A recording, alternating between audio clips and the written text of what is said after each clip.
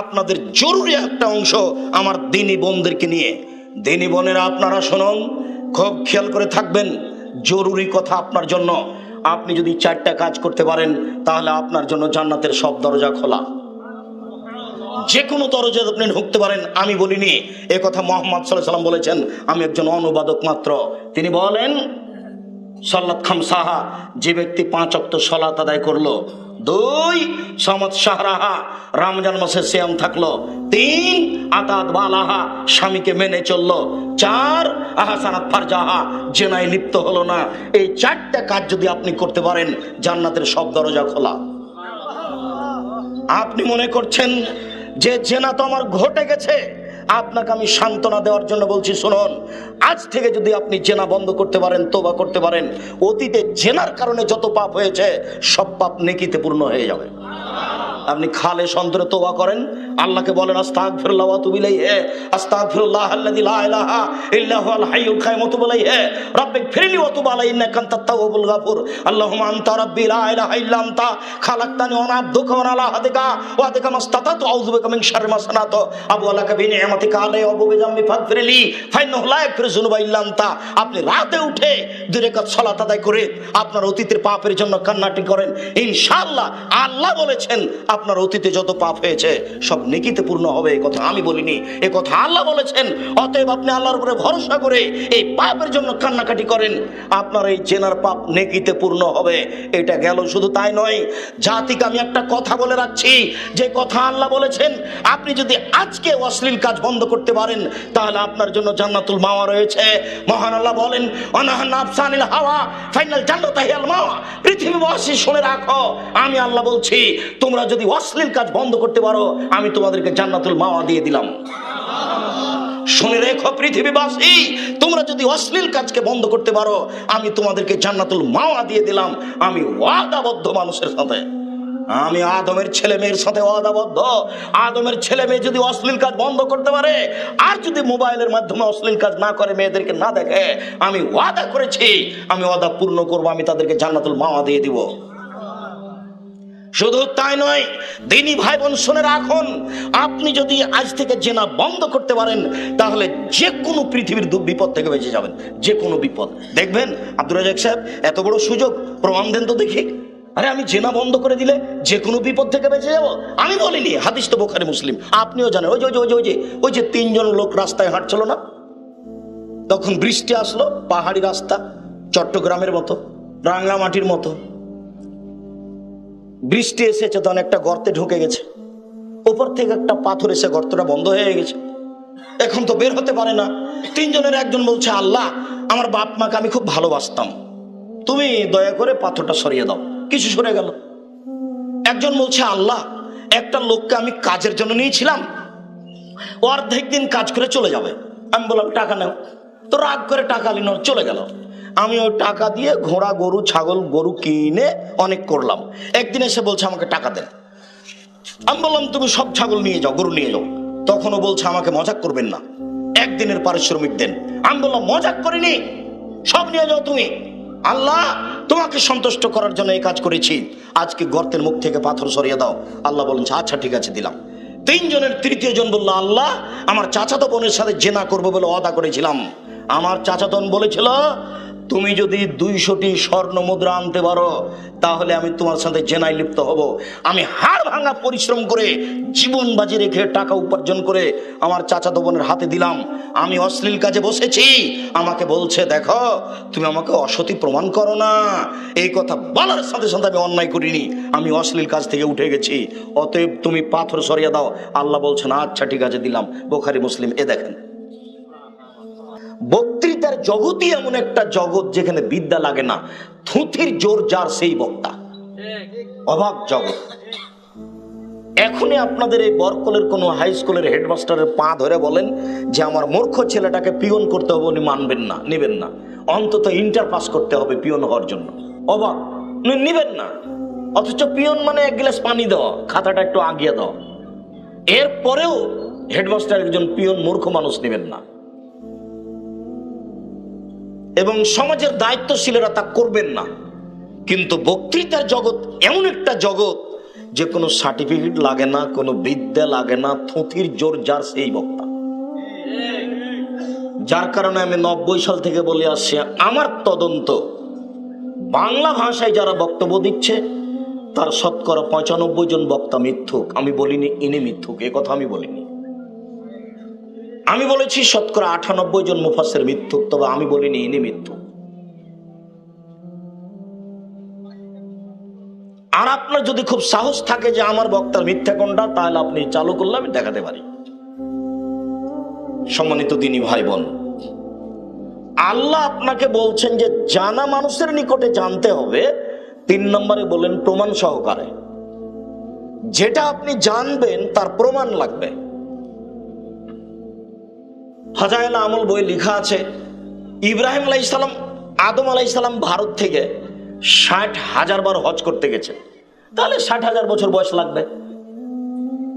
দেখুন, আপনি বিবেচনা করেন এই কথা চলবে কিনা, বইয়ে তো লেখা আছে।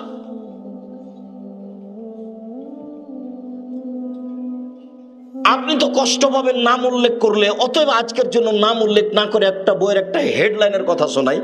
হেডলাইন হলো অবিবাহিত ছেলে মেয়ের পড়া নিষেধ। হেডলাইনটা কি বলেন তো? অবিবাহিত ছেলে মেয়ের পড়া নিষেধ, এটা হলো হেডলাইন। এখন লেখক লিখছেন, ভরা পেটে স্ত্রী মিলন হলে ছেলে ভ্যাংচা হয়, সফরের পূর্বে স্ত্রী মিলন হলে ছেলে টেরা হয়, চন্দ্র সূর্য গ্রহণের সময় স্ত্রী মিলন হলে ছেলে কানা হয়।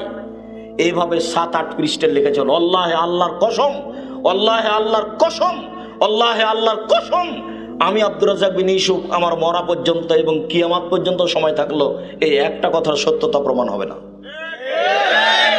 মিথ্যে কথা যে থাকে তার প্রমাণ তো আপনাদের সামনে অনেক দিনই দিয়েছি।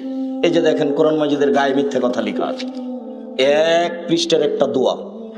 30 বছর থেকে বলছি, 90 সাল থেকে বলছি, এমন কোন মায়ের বেটা যদি এই দোয়া নবীর দোয়া প্রমাণ করতে পারে, আমি আব্দুর রাজ্জাক বিন ইউসুফ সেদিন থেকে অন্তত জাতির সামনে কথা বলবো না। জাতির যদি রাস্তাঘাট করে দিতে না পারি, জাতির যদি স্কুল কলেজ করে দিতে না পারি, জাতিকে চূড়ান্ত সঠিক ধর্ম দিতে পারবো ইনশাআল্লাহ। ধর্মের ব্যাপারে জাতিকে ফাঁকি দিয়ে পরকাল হারাতে রাজি নই। আমার মুখের উপরে বলে কি হবে? কালকে আপনি জাতির সামনে বলবেন কোরআন মাজিদের গায়ে যে দোয়া লেখা আছে, দোয়া খাতমুল কোরআন, কোরআন মাজিদ খতম করলে এই দোয়া পড়তে হয়, আপনি হাদিস দিয়ে প্রমাণ করে দিবেন। আমি আমার মরা পর্যন্ত সময় দিলাম, কিয়ামত পর্যন্ত প্রমাণ কেউ করতে পারবে না। অথচ কোরআনের গায়ে লেখা আছে, যেমন কোরআন শরীফ লেখা আছে। এই ছেলে, এই কোরআন শরীফ হবে না কোরআন মাজিদ হবে?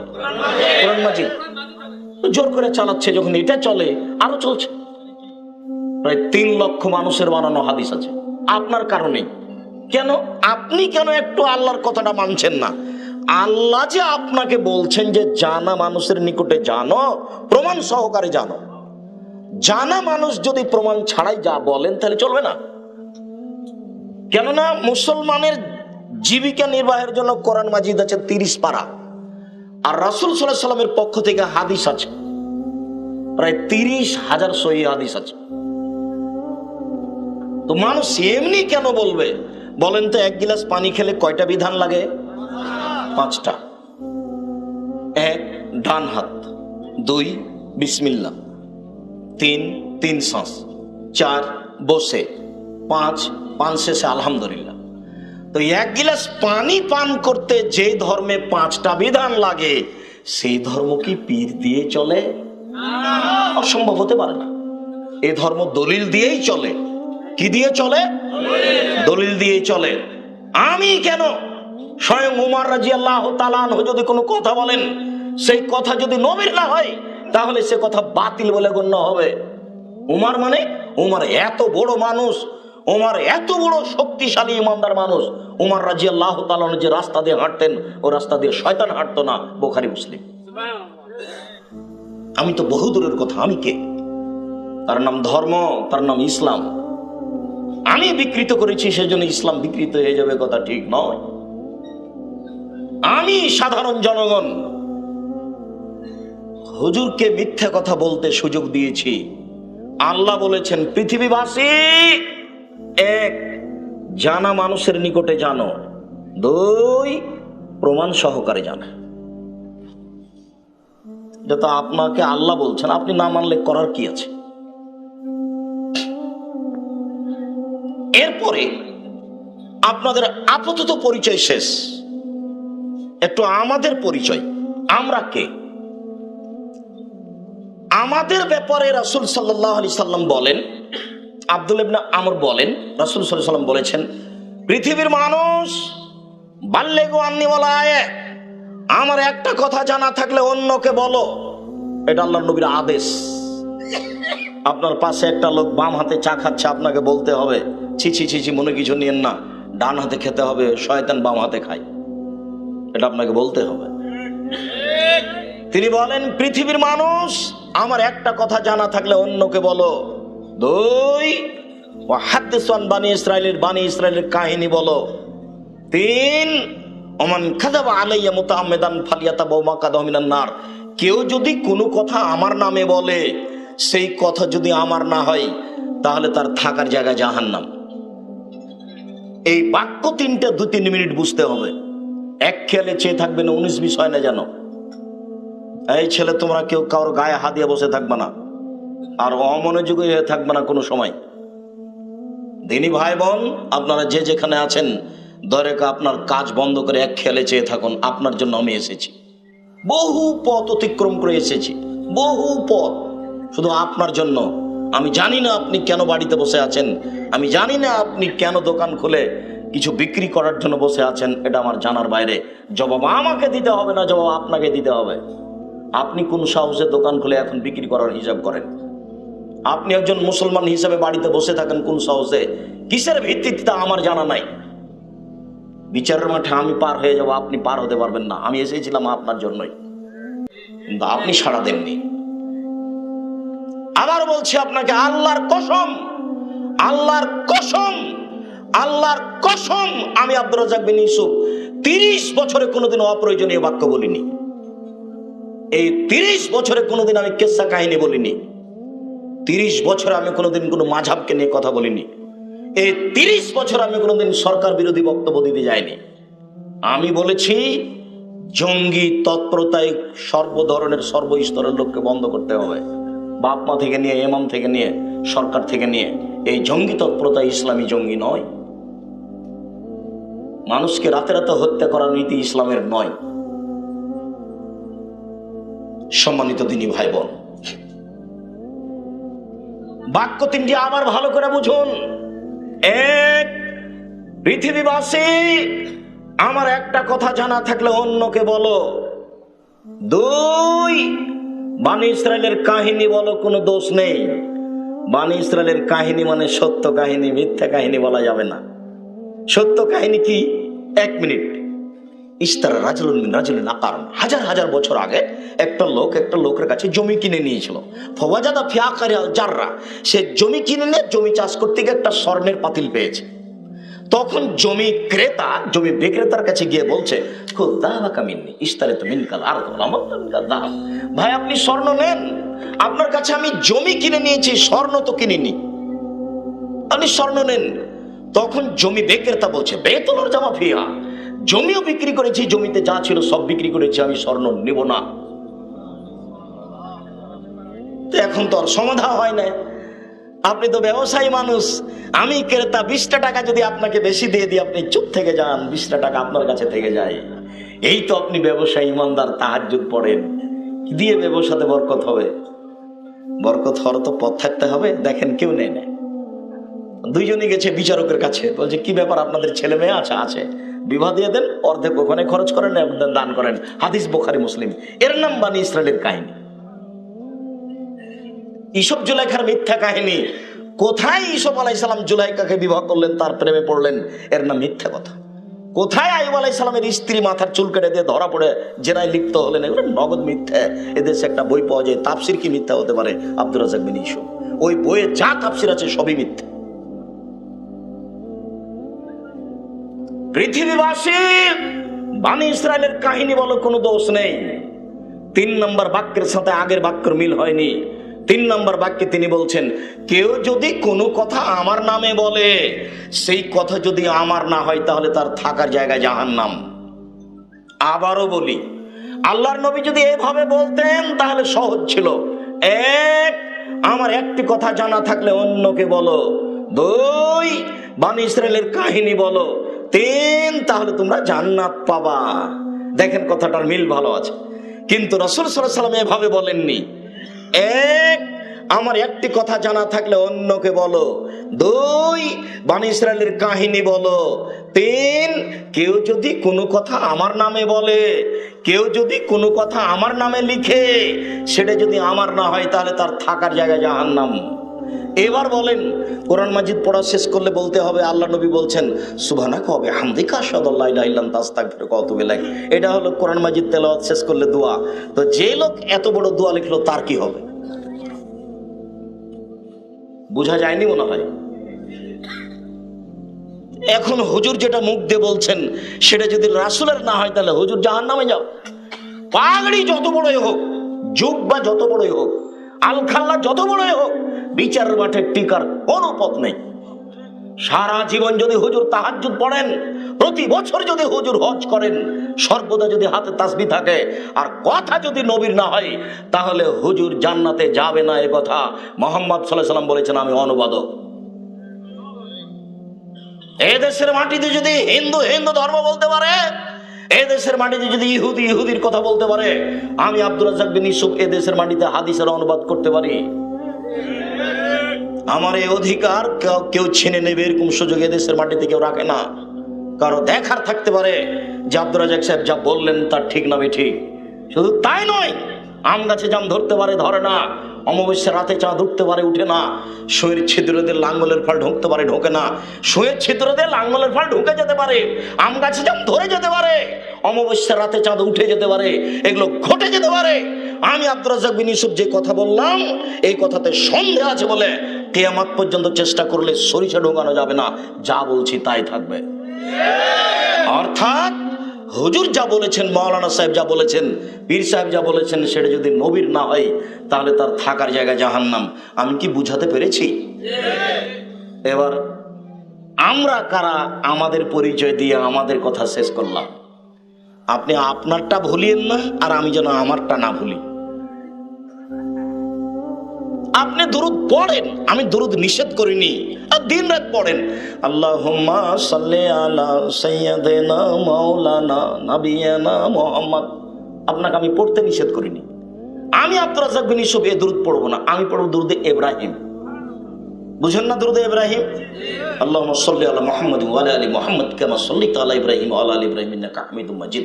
আল্লাহুম্মা বারিক আলা মুহাম্মাদ ওয়া আলা আলি মুহাম্মাদ কামা বারাকতা আলা ইব্রাহিম ওয়া আলা আলি ইব্রাহিম ইন্নাকা হামিদুম মাজিদ। আমি যখন দুরুদ পড়ব তখন এইটা বলবো, আমি কোনোদিন এটা পড়বো না। আপনি পড়েন। আমার কথা হলো এই যে ওই দুরুদ যদি রাসূলের না হয় তাহলে আপনার কি হবে? আমার কথা এইটা, আপনার দুরুদ আমি তুলে দিতে আসিনি, আমি তুলে দিব না। আপনি মাছ দিয়ে ভাত খেলে কাঁটা ফেলে খান, বুদ্ধি তো আছে ঠিকই। আপনি যদি বরকলে কোনো জমি কিনেন, কাগজ ছাড়া কিনবেন না, তাহলে বুদ্ধি ঠিকই আছে। দুনিয়াবি ব্যাপারে বুদ্ধি ঠিকই থাকে, ধর্মের ব্যাপারে একটু বুদ্ধি হয় না। দুনিয়া মানুষের তৈরি কাগজ কলম, তাতে কত কাগজ লাগে। 22-62-72 জমি জরিপ আছে কিনা, এসে আছে কিনা, আগে জারি করে দেখো কি কি আছে, কত ঝামেলা। 6 মাস জমির দলিল দেখা লাগে। আর ধর্ম হুজুর যা বলে তাই আপনি মানেন? এ কথা তো আল্লাহ বলেননি, এই কথা তো আল্লাহ বলেন না। আল্লাহ বলছেন তোমরা জানা মানুষের নিকটে জানো, প্রমাণ সহকারে জানো। যার কারণে তিনি বলেছেন পৃথিবীবাসী আমি চলে গেলাম, দুইটা জিনিস রেখে গেলাম, কোরআন আর হাদিস। ওখানে তিনি বলেননি কোনো আলেমের কথা, ওখানে তিনি বলেননি কোনো দলের কথা।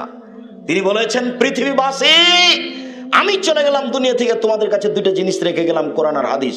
যতদিন তোমরা এই দুইটা ধরে থাকবে ততদিন তোমরা ভুল পথে যাবা না। তবে যদি এটা ছেড়ে দাও তাহলে কি হবে? ভুল পথে চলে। প্রমাণ করেন এখন আপনি হেডলাইন অবিবাহিত ছেলে মেয়ের পড়া নিষেধ, সফরের পূর্বে ভরা পেটে স্ত্রী মিলন হলে ছেলে ভ্যাংচা হয়, তার প্রমাণ করতে হবে। শুধু তাই নয়, এই হেডলাইন এবং হেডলাইনের নিচে যত কথা লেখা আছে সব সরাসরি কোরআন মাজিদের বিরোধী। কোরআন মাজিদে আল্লাহ তাআলা বলছেন পৃথিবীর মানুষ নিসাউকুম হারসুল্লাকুম ফাতু হারসাকুম আন্না শিতুম। তোমাদের স্ত্রী তোমাদের জমি, তোমাদের স্ত্রী তোমাদের ক্ষেত। তোমরা তোমাদের স্ত্রীদের কাছে আসো তোমাদের ইচ্ছে মতো, সকালেই কি, বিকালেই কি, ভরা পেটেই কি, সফরের পূর্বেই কি, সূর্যগ্রহণ লাগলেই কি আর না লাগলেই কি। আমি আল্লাহ বলছি তোমাদের স্ত্রী তোমাদের ক্ষেত, আমি আল্লাহ বলছি তোমাদের স্ত্রী তোমাদের জমি। তোমরা তোমাদের জমি চাষ করতে আসো তোমাদের ইচ্ছা মতো। আমি এখানে সকাল সন্ধ্যা কাজ করিনি। হুজুর কি করে সকাল সন্ধ্যা কাজ করলেন? ভরা পেট কাজ করলেন, সফরের পূর্বে কাজ করলেন, চন্দ্র সূর্যগ্রহণ কাজ করলেন। কেন করবেন তিনি? সম্মানিত দিনী ভাই বোন, আপাতত প্রারম্ভের আলোচনা শেষ করলাম। আপনার পরিচয়, আমার পরিচয়। এরপরে শিরক কি জিনিস, বিদআত কি জিনিস একটু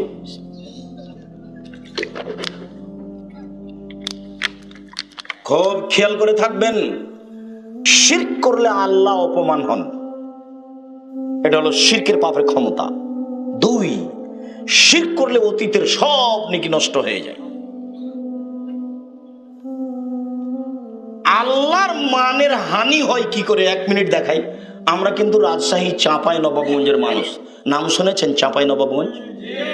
আমরা রাজশাহী চাঁপাইনবাবগঞ্জের মানুষ। আমরা যদি কথা বলি, রাত্রে বললে দেখা যায় যে পাশে টিকটিকি টিক টিক টিক টিক করে, তখন আমরা বলি দেখো ঠিক বলেছি। আচ্ছা, আমি যে ঠিক বলছি না বেঠিক বলছি, ওটা একটা সাধারণ পশু প্রাণী, ও কি করে বুঝলো যে আমি ঠিক বলছি? আমি ঠিক বলছি কি না বেঠিক বলছি এটা কে জানে? আল্লাহ জানেন। কিন্তু আমি বলছি যে এই প্রাণীও জানে, তাহলে আমি প্রাণীকে আল্লাহর সমান করলাম, এর নাম শিরক। তা এখন আমি আল্লাহর সম্মান কমাইলাম না বাড়ালাম? শিরক করলে আল্লাহর মানের হানি হয়। সন্তান দিতে পারেন আল্লাহ, আপনি বলছেন পীর সাহেবকে যে আপনি সন্তান দেন, তো এবার আপনি আল্লাহর মান কমালেন না বাড়ালেন? সন্তান দিতে পারেন আল্লাহ, আর আপনি পশু নিয়ে গেলেন কবরে, মাজারে দিয়ে বললেন যে মাজারবাসীকে যে আমাকে একটা ছেলে দিতে হবে। ছেলে কে দিতে পারে? আল্লাহ। আমি যে কাজটা করলাম এতে আল্লাহর মান কমলো না বাড়লো? মনে রাখবেন, শিরক করলে আল্লাহর মানের হানি হয়, যার কারণে পৃথিবীতে শিরক সবচেয়ে বড় পাপ। শিরক করলে অতীতের নেকি নষ্ট হয়ে যায়।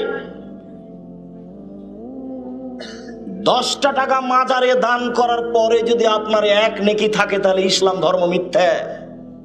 প্রমাণ মহান আল্লাহ বলেন আমাদের নবীকে, লাইন আশরাকতা লা ইয়াহবাতান্না আমালুক। মুহাম্মদ সাল্লাল্লাহু আলাইহি সাল্লাম আপনি শুনুন, আপনি যদি শিরক করেন তাহলে আপনার আমল বাতিল হবে। মহান আল্লাহ জনগণকে বলেন, লাউ আশরাকু লা হাবিতা আনহুম মা কানু ইয়ামালুন। পৃথিবীবাসী জনগণ শুনে রেখো, তোমরা যদি শিরক করো তাহলে তোমাদের আমল বাতিল হবে। শিরকের ফলাফল জাহান্নাম। মহান আল্লাহ বলেন, ইন্নাহু মান ইউশরিক বিল্লাহ ফাকাদ হারামাল্লাহু আল জান্নাহ। কেউ যদি শিরক করে তাহলে তার জন্য জান্নাত হারাম। রাসূল সাল্লাল্লাহু আলাইহি সাল্লাম বলেন, মান মাতা ইউশরিক বিল্লাহ ফাকাদ হারামাল্লাহু আল জান্নাহ ওয়া দাখালান নার। কেউ যদি মারা যায়, ও যদি শিরক করে থাকে, তাহলে সে জাহান্নামে চলে গেছে। শিরকের বিনিময় জাহান্নাম, শিরকের বিনিময় জাহান্নাম, শিরকের বিনিময় জাহান্নাম। 1 মিনিট এক খেলে আমার দিকে চেয়ে থাকবেন। আপনাকে আমি একটা হাদিস শোনাচ্ছি, শুনলে অনুভব হবে শিরক কি জিনিস।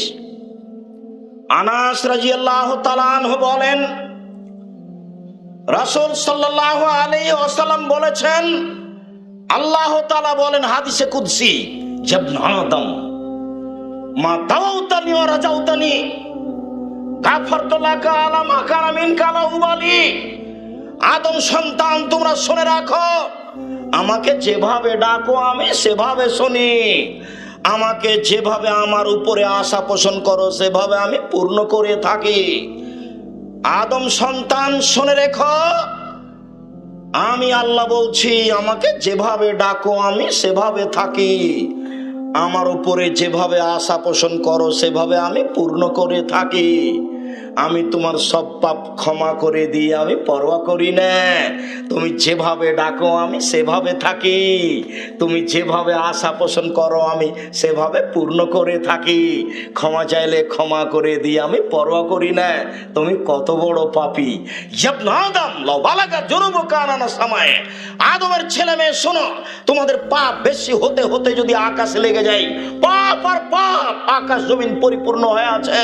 ফাস্তাগফারতানি, এই আদমের ছেলে মেয়ে শোনো, এরপরেও যদি আমার কাছে ক্ষমা চাও, গাফারতু লাকা, আমি তোমাকে ক্ষমা করে দেবো। লৌবালি, আমি পরোয়া করি না তুমি কত বড় পাপী, আমি পরোয়া করি না তুমি কত বড় পাপী, আমি পরোয়া করি না তুমি কত বড় পাপী। আমাকে একটু বলো না যে আমার ভুল হয়েছে। আস্তাগফিরুল্লাহ ওয়া আতুবু ইলাইহি, আমি আল্লাহর কাছে ক্ষমা ভিক্ষা চাই, আমি তার নিকটে ফিরে যেতে চাই, এই বাক্যটা একটু বলো না, আমি তোমার সব পাপ ক্ষমা করে দেব। শেষের বাক্যে আল্লাহ তাআলা বলেন, বিচারের মাঠে আল্লাহ তাআলা বলেন, ইয়া আদম লা তাইতানি বিকুরাবিলার যে খাতায়ে সুমা লাকিতানি লা তুশরিক বি শায়া লা তাইতু বিকুরাবিহা মাগফিরা। এই আদমের ছেলে মেয়ে শোনো, বিচারের মাঠে উপস্থিত হয়েছো আকাশ জমিন পরিমাণ পাপ নিয়ে, পাপ আর পাপ, তোমাদের পাপে আকাশ জমিন পরিমাণ পূর্ণ হয়ে আছে, গোটা আকাশ জমিন একবারে পূর্ণ হয়ে আছে। আমি আল্লাহ সেই পরিমাণ ক্ষমা নিয়ে উপস্থিত হয়েছি। যদি শিরক না থাকে, তোমার যে পরিমাণ পাপ আমার সেই পরিমাণ ক্ষমা, তোমার যে পরিমাণ পাপ আমার সেই পরিমাণ ক্ষমা, তোমার পাপ যত আমার ক্ষমা তত, তোমার পাপ যত আমার ক্ষমা তত। যদি শিরক না থাকে, হাদিস তো সহি, আপনি কি বুঝলেন? তার মানে বিচার মাঠে ক্ষমা পেয়ে যাবেন যদি শিরক না থাকে। এটা হলো রাঙ্গামাটি, মানে চট্টগ্রাম রাঙ্গামাটি। শুধু চট্টগ্রাম হলে তো হতো, রাঙ্গামাটি মানে শিরক আর বেদাত দিয়ে ঢাকা। মানুষের ধারণায় শিরক হলো নেকির কাজ। যখনই গাড়িটা রাঙ্গামাটি থেকে ছুটেছে যাবে চট্টগ্রাম, তখনই বারবার ড্রাইভার বলছে কন্ট্রাক্টরকে, মাজার পেলে 10টা টাকা দিও গো, মাজারে 10টা টাকা দিও। কেন? তার মাথায় কাজ করছে মাজারে 10টা টাকা দিলে তার গাড়িটা অ্যাক্সিডেন্ট হবে না। তার মানে শিরক হলো মানুষের ধারণায় ভালো কাজ। ভালো কাজ বলেই তো করতে যাই, ভালো কাজ বলেই তো গরু নিয়ে গেছে কবরস্থানে, কবরে গরু নিয়ে যাবে কেন? অবাক কথা। ছাগল কবরে নিয়ে যাবে কেন? ভালো ধারণা করেই তো নিয়ে যাচ্ছে। শিরক হচ্ছে মানুষের ধারণায় ভালো কাজ। শিরক করলে অতীতের নেকি নষ্ট হয়ে যায়, শিরক করলে আল্লাহকে অপমান করা হয়। শিরক এমন একটা পাপ যেটা নিজস্ব ক্ষমতা আছে তার। শিরক চলে পিছনের দিকে, বিদআত চলে সামনের দিকে। শিরক ঠেকায় পিছনকে আর বিদআত ঠেকায় সামনের দিককে। স্পষ্ট করছি, থামেন। আপনার বাপ হজ করে এসেছেন, ঢাকা বিমানবন্দরে নেমেছেন, আপনি গাড়িটা নিয়ে গেছেন নিয়ে আসার জন্য, আব্বা চলেন। আপনার পিতা গাড়িতে উঠে এবার চলে আসছে গোলাপ শাহের মাজারের পাশ দিয়ে। আব্বু থামো, গাড়িটা থামাও। 10টা টাকা পকেট থেকে গোলাপ শাহের মাজারের দিয়ে দিয়েছেন। আপনার পিতের যদি একটা নেকি থাকে তাহলে ইসলাম ধর্ম মিথ্যা, আমি আব্দুর রাজ্জাক বিন ইউসুফ বলিনি, আল্লাহ বলেছেন। আল্লাহ বলেন, মুহাম্মদ আপনি যদি শিরক করেন আপনার আমল বাতিল হবে। আল্লাহ বলেন, পৃথিবীবাসী তোমরা যদি শিরক করো তাহলে তোমাদের আমল বাতিল হবে। আব্দুর রাজ্জাক সাহেব, কথা বুঝতে পেরেছি শিরকে কি করে, কিন্তু কি কি শিরক এটা এখনো বুঝতে পারিনি। সেটা আজকে বলবো না বলেছি যে না। তবে এদেশে একটা বই পাওয়া যায়, আপনাদের তো অনেক দাবি ছিল যে আব্দুর রাজ্জাক সাহেব আপনি বই পুস্তক নিয়ে আসবেন। দূরের রাস্তার কারণে আগে ভেবেছিলাম ড্রাইভার গাড়ি নিয়ে আসবে, বই পুস্তক নিয়ে আসবে। আগামীকাল আমাদের বরিশাল, বরগুনা, পটুয়াখালী প্রোগ্রাম থাকার কারণে আমরা আমাদের হিসাব এলোমেলো হয়ে গেছে, যার কারণে গাড়ি আসেনি, বই পুস্তক আসেনি। এই রাঙ্গামাটির দিনী ভাই বোন সবকে বলছি যে মাসিকা লিতে সম্পত্তিকে এদেশের মাটিতে যেখানে আছে সেখান থেকে আনতে হবে এবং এজেন্ট হতে হবে মাসিকা লিতে সম্পত্তিকার, যাতে 50টা প্রশ্নের উত্তর আছে। জানি না এই বৈঠকে মাসিকা লিতে সম্পত্তিকার এজেন্ট আছে কিনা কেউ। জি, যারা থাকবেন তারা এক সময় আমার পাশে আসবেন, বাকিরা তার আগে দেখবে। এবং প্রত্যেক দিনই ভাই বোনকে মাসিকা নিতে, সম্পত্তিকা নিতে হবে, অন্যান্য বই সহ। আর এই মুহূর্তে যে কথা বলছি সব সিরিয়াল দেওয়া আছে, এটা শিরক, এটা শিরক, এটা শিরক। এই বইয়ের নাম হলো কে বড় ক্ষতিগ্রস্ত। কে বড় ক্ষতিগ্রস্ত তা আপনি পড়েন, তাহলে বুঝবেন যে আমি বড় ক্ষতিগ্রস্ত কিনা। সিরিয়াল শিরক দেওয়া আছে। আজকে আপনাকে শুধু জানাতে চেয়েছি, শিরক পৃথিবীতে সবচেয়ে বড় পাপ। রাসূল সাল্লাল্লাহু আলাইহি সাল্লাম বলেন, আকবারুল কাবায়র সালাসা, পৃথিবীতে সবচেয়ে বড় পাপ তিনটি। এক, আল ইশরাকু বিল্লাহ, আল্লাহর সাথে শিরক করা। দুই, উকুকুল ওয়ালিদাইন, পিতামাতার অবাধ্য চলা। তিন, শাহাদাতু জুরে, মিথ্যার সাক্ষী দেওয়া। রাঙ্গামাটি জেলে, চট্টগ্রাম কেন্দ্রীয় জেলে হাজারো মানুষ 20-25 বছর থেকে জেলে আছে। ও নিজেই জানে না আমি কেন জেলে। যেদিন মারামারি হয় সেদিন 1 নম্বর আসামি বাড়িতে ছিলেন না, সেদিন ছিলেন তিনি ঢাকায়, কিন্তু তাকে 1 নম্বর আসামি করা হয়েছে। সাক্ষী বলছে আমি নিজে 2 চোখে দেখেছি।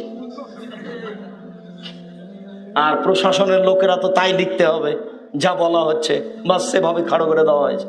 1 নম্বর আসামি জানতে পারলেন না আমি কেন জেলে, জজ জানলেন না ঘটনা কি, উকিল জানতে পারলো না ঘটনা কি, আসামি জানতে পারলো না ঘটনা কি, আসামি বলছে আমি কেন জেলে। 20-30-25 বছর থেকে জেলে আছে, তার জানা নাই কেন জেলে, তার নাম মিথ্যা সাক্ষী। পৃথিবীতে 3য় মহাপাপ হলো মিথ্যা সাক্ষী। আব্দুল্লাহ ইবনে মাসউদ রাদিয়াল্লাহু তাআলা আনহু বলেন, রাসূল সাল্লাল্লাহু আলাইহি সাল্লামকে জিজ্ঞাসা করা হয়েছিল আইয়ুদ যামবি আকবার, আল্লাহর নবী সবচেয়ে বড় পাপ কোনটি? তিনি বললেন, আনতাদু লিল্লাহি নিদ্দান, তুমি আল্লাহর সাথে শিরক করবে, এটাই হলো সবচেয়ে বড় পাপ। 2, তাকতুল ওয়ালাদাকা খাশিয়াত আয়ামামাক, খাদ্যের ভয়ে সন্তানকে হত্যা করবে। সুখী সংসার, একটাই ছেলে একটাই মেয়ে যথেষ্ট।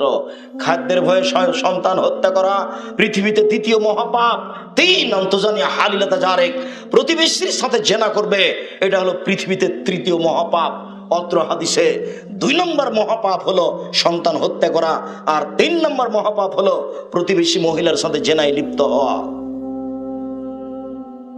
আবু হুরায়রা রাদিয়াল্লাহু তাআলা আনহু বলেন, রাসূল সাল্লাল্লাহু আলাইহি সাল্লাম বললেন, ইজতানিউ সাবাল মুবিকাত, পৃথিবীবাসী 7টা ধ্বংসাত্মক জিনিস কখনো করবে না, করলেই ধ্বংস হয়ে যাওয়া, জাহান্নামে চলে যাওয়া।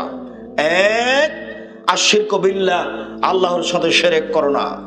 2, অসাহার, জাদু করো না। 3, কাতুল নফসে, মানুষকে অন্যায় হত্যা করো না। 4, আকলু রিবা, সুদ খাও না। 5, আকলু মালিল ইয়াতিম, এতিমের মাল খেয়ে নিও না। 6, যুদ্ধের মাঠ থেকে পালিয়ে যাও না। 7, মানুষের উপরে অপবাদ লাগায় না। যে কোনো একটা করলে জাহান্নাম। তার 1 নম্বরে আছে শিরক করা। আপনাকে আমি বলিনি এখনো শিরক কি জিনিস, খালি দেখাচ্ছি শিরক কত বড় পাপ। কোনগুলো শিরক এটা বলিনি, শিরক কি জিনিস এটা দেখাচ্ছি, শিরক কত বড় পাপ। মুআয রাদিয়াল্লাহু তাআলা আনহু বলেন, রাসূল সাল্লাল্লাহু আলাইহি সাল্লাম বলেছেন, লা তুশরিক বিল্লাহ ওয়া ইন কুতিলতা হুররিকতা, পৃথিবীবাসী আমি মুহাম্মদ সাল্লাল্লাহু আলাইহি সাল্লাম বলে যাচ্ছি, তোমাদেরকে হত্যা করা হলেও শিরক করবে না, তোমাদেরকে জ্বালিয়ে দেওয়া হলেও শিরক করবে না। জালেম যদি জুলুম করে হত্যা করে নিহত হয়ে যাও, শিরক করো না। জালেম যদি জুলুম করে তোমাকে জ্বালিয়ে দেয়, আগুনে জ্বলে ছাই হয়ে যাও, শিরক করো না। শিরক কি জিনিস? জুলুমে মরে যেতে পারি কিন্তু শিরক করা হবে না। বুঝলাম না শিরক কি জিনিস? এদেশের মাটিতে সহজেই শিরক হয়। ভুল বুঝে সিলেটের মাটিতে সুনামগঞ্জ করে সিরে মামলা করা হয়েছে। আমি রবীন্দ্রনাথ ঠাকুরের নিন্দা করিনি। ভুল বুঝেছে জাতি, ভুল বুঝেছে যে মামলা করেছে সে। আমি রবীন্দ্রনাথ ঠাকুরের নিন্দা করিনি। আমি বলেছি, রবি ঠাকুর যতবার বলেছে ওমা তোমার আকাশ তোমার বাতাস, ততবার ও কালিমাকে বলেছে। আমি আব্দুর রাজ্জাক বিন ইউসুফ চ্যালেঞ্জ করলাম, আমি প্রমাণ না দিতে পারলে জাতির সামনে কথা বলবো না।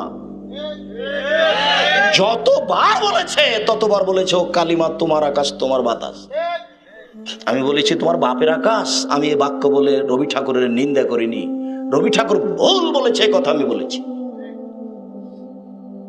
কবি নজরুল ইসলাম বলেছেন মসজিদের পাশে কবর দিও ভাই, কবর থেকে যেন মুয়াজ্জিনের আজান শুনতে পায়, এই গুনাহগার কবর আযাব থেকে পাইবে রেহাই। আমি বলেছি মসজিদের পাশে কেন, আপনার বাপের কবর যদি কাবা ঘরের নিচে ঢুকে দেওয়া হয় তবে রক্ষা হবে না। নিচের মাঠে মানুষ কর্ম দিয়ে রক্ষা পেতে পারে। অতএব নজরুল ইসলামের এই বাক্য ভুল হয়েছে। আমি নজরুল ইসলাম সাহেবের অপমান করেছি, এ কথা ভুল। কিয়ামত পর্যন্ত জাতিকে চ্যালেঞ্জ করা আছে, মসজিদের পাশে কবর দিলে তার উপকার যদি হতো তাহলে টাকা পয়সাওয়ালা মানুষ বাপ মারা গেলে একটা মসজিদ তৈরি করে পাশে কবর দিয়ে দিত। ধর্ম পাগল হয়ে গেছে। ধর্ম রাজশাহী চাঁপানের হাওয়াই লাড্ডু, दोनों हाथ में लड्डू है जो चाहे उसको खा ले, जो चाहे उसको छोड़ दे। ভুল হিসাব। যে ধর্ম মানতে হলে এক গ্লাস পানি পান করতে 5টা বিধান লাগে, সে ধর্ম মানুষের কথাই চলে না। আমি আব্দুর রাজ্জাক বিন ইউসুফ 20 বছর থেকে ফতোয়া লিখছি, এখন পর্যন্ত এমন কোনো ফতোয়া আসেনি যেটা কোরআন এবং সহিহ হাদিস দিয়ে জবাব দেওয়া যাবে না। কই আমি তো পাচ্ছি না এমন। আমি 20 বছর থেকে ফতোয়া লিখি। সম্মানিত দিনী ভাই বোন, আপনাকে আমি দেখাচ্ছিলাম শিরক মহাপাপ। আজকে দেখাতে চাইনি কোনটা কোনটা শিরক, তবে বলতে চেয়েছি পৃথিবীতে সবচেয়ে বড় পাপ কোনটা বলেন? শিরক। যেই পাপ বিচারের মাঠে ক্ষমা হবে না, এখন ক্ষমা হবে, বলেন সেটা কি? সেটা হলো শিরক। বিচারের মাঠে সব পাপ সমান ক্ষমা নিয়ে আল্লাহ উপস্থিত হবেন, তবে একটা পাপের ক্ষমা দিবেন না, সেটা কি? শিরক। এটুকু মনে রাখেন। কাল থেকে বিবেচনা করতে হবে রাঙ্গামাটিবাসীকে যে আমার জীবনে কোনটা কোনটা শিরক আছে, খুঁজে বের করেন। দুনিয়াতে আর একটা পাপ আছে বিদআত। বিদআত করলে মুহাম্মদ সাল্লাল্লাহু আলাইহি সাল্লামকে অপমান করা হয়। বিদআত করলে ইবাদত কবুল হয় না। বিদআত করলে রাসূল সাল্লাল্লাহু আলাইহি সাল্লামকে অপমান করা হয়। বিদআত করলে ইবাদত কবুল হয় না। মুহাম্মদ সাল্লাল্লাহু আলাইহি সাল্লাম বলেছেন দুরুদ এইটা, আর আপনি বললেন দুরুদ এইটা, তাহলে রাসূলকে অপমান করা হলো না? অবাক কথা। মানুষ অসুস্থ হয়েছে, তাকে দেখতে যেতে হবে। আল্লাহর নবী বলছেন কেউ যদি সকালে দেখতে যাই তাহলে সন্ধ্যা পর্যন্ত 70,000 ফেরেশতা আল্লাহকে বলবে, আল্লাহ লোকটা ভালো কাজ করেছে, লোকটাকে ক্ষমা করে দাও। এত বড় কাজ, এত সুন্দর কাজ আল্লাহর নবীর পক্ষ থেকে আছে। এইবার আপনার বাপ অসুখ হয়েছে, তখন আপনি জুমা মসজিদের ইমামকে 2000 টাকা দিয়ে বললেন, ইমাম সাহেব আমার বাপের জন্য একটু দোয়া করে দেন। তো নবী বললেন এটা, আপনি করলেন এটা, তাহলে কোনটা হলো? রাসূল সাল্লাল্লাহু আলাইহি সাল্লাম বলেছেন মানুষ মারা গেলে তাকে সাদা কাপড় দিয়ে ঢেকে দাও। আত্মা যখন বের হয় তখন চক্ষু দেখতে থাকে।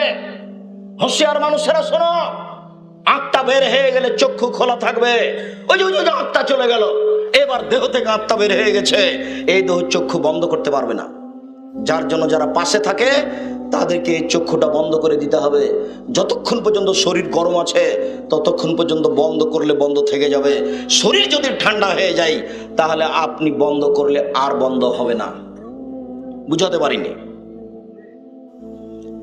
আপনি পাশে বসে আছেন, আপনি শুধু বলেন, আল্লাহ নবী বলছেন লাক্কিনু মাউতাকুম লা ইলাহা ইল্লাল্লাহ, তোমরা তোমাদের মমর্ষ ব্যক্তিকে লা ইলাহা ইল্লাল্লাহ স্মরণ করাও। খালি পাশে পড়ো লা ইলাহা ইল্লাল্লাহ, সুবহানাল্লাহ বলো, আলহামদুলিল্লাহ বলো, আল্লাহু আকবার বলো, কোনো সমস্যা নেই। তবে ঘন ঘন বলো, পাশে বলতে বলবো না। আব্বু বলেন লা ইলাহা ইল্লাল্লাহ, আম্মু বলেন লা ইলাহা ইল্লাল্লাহ, এভাবে নয়।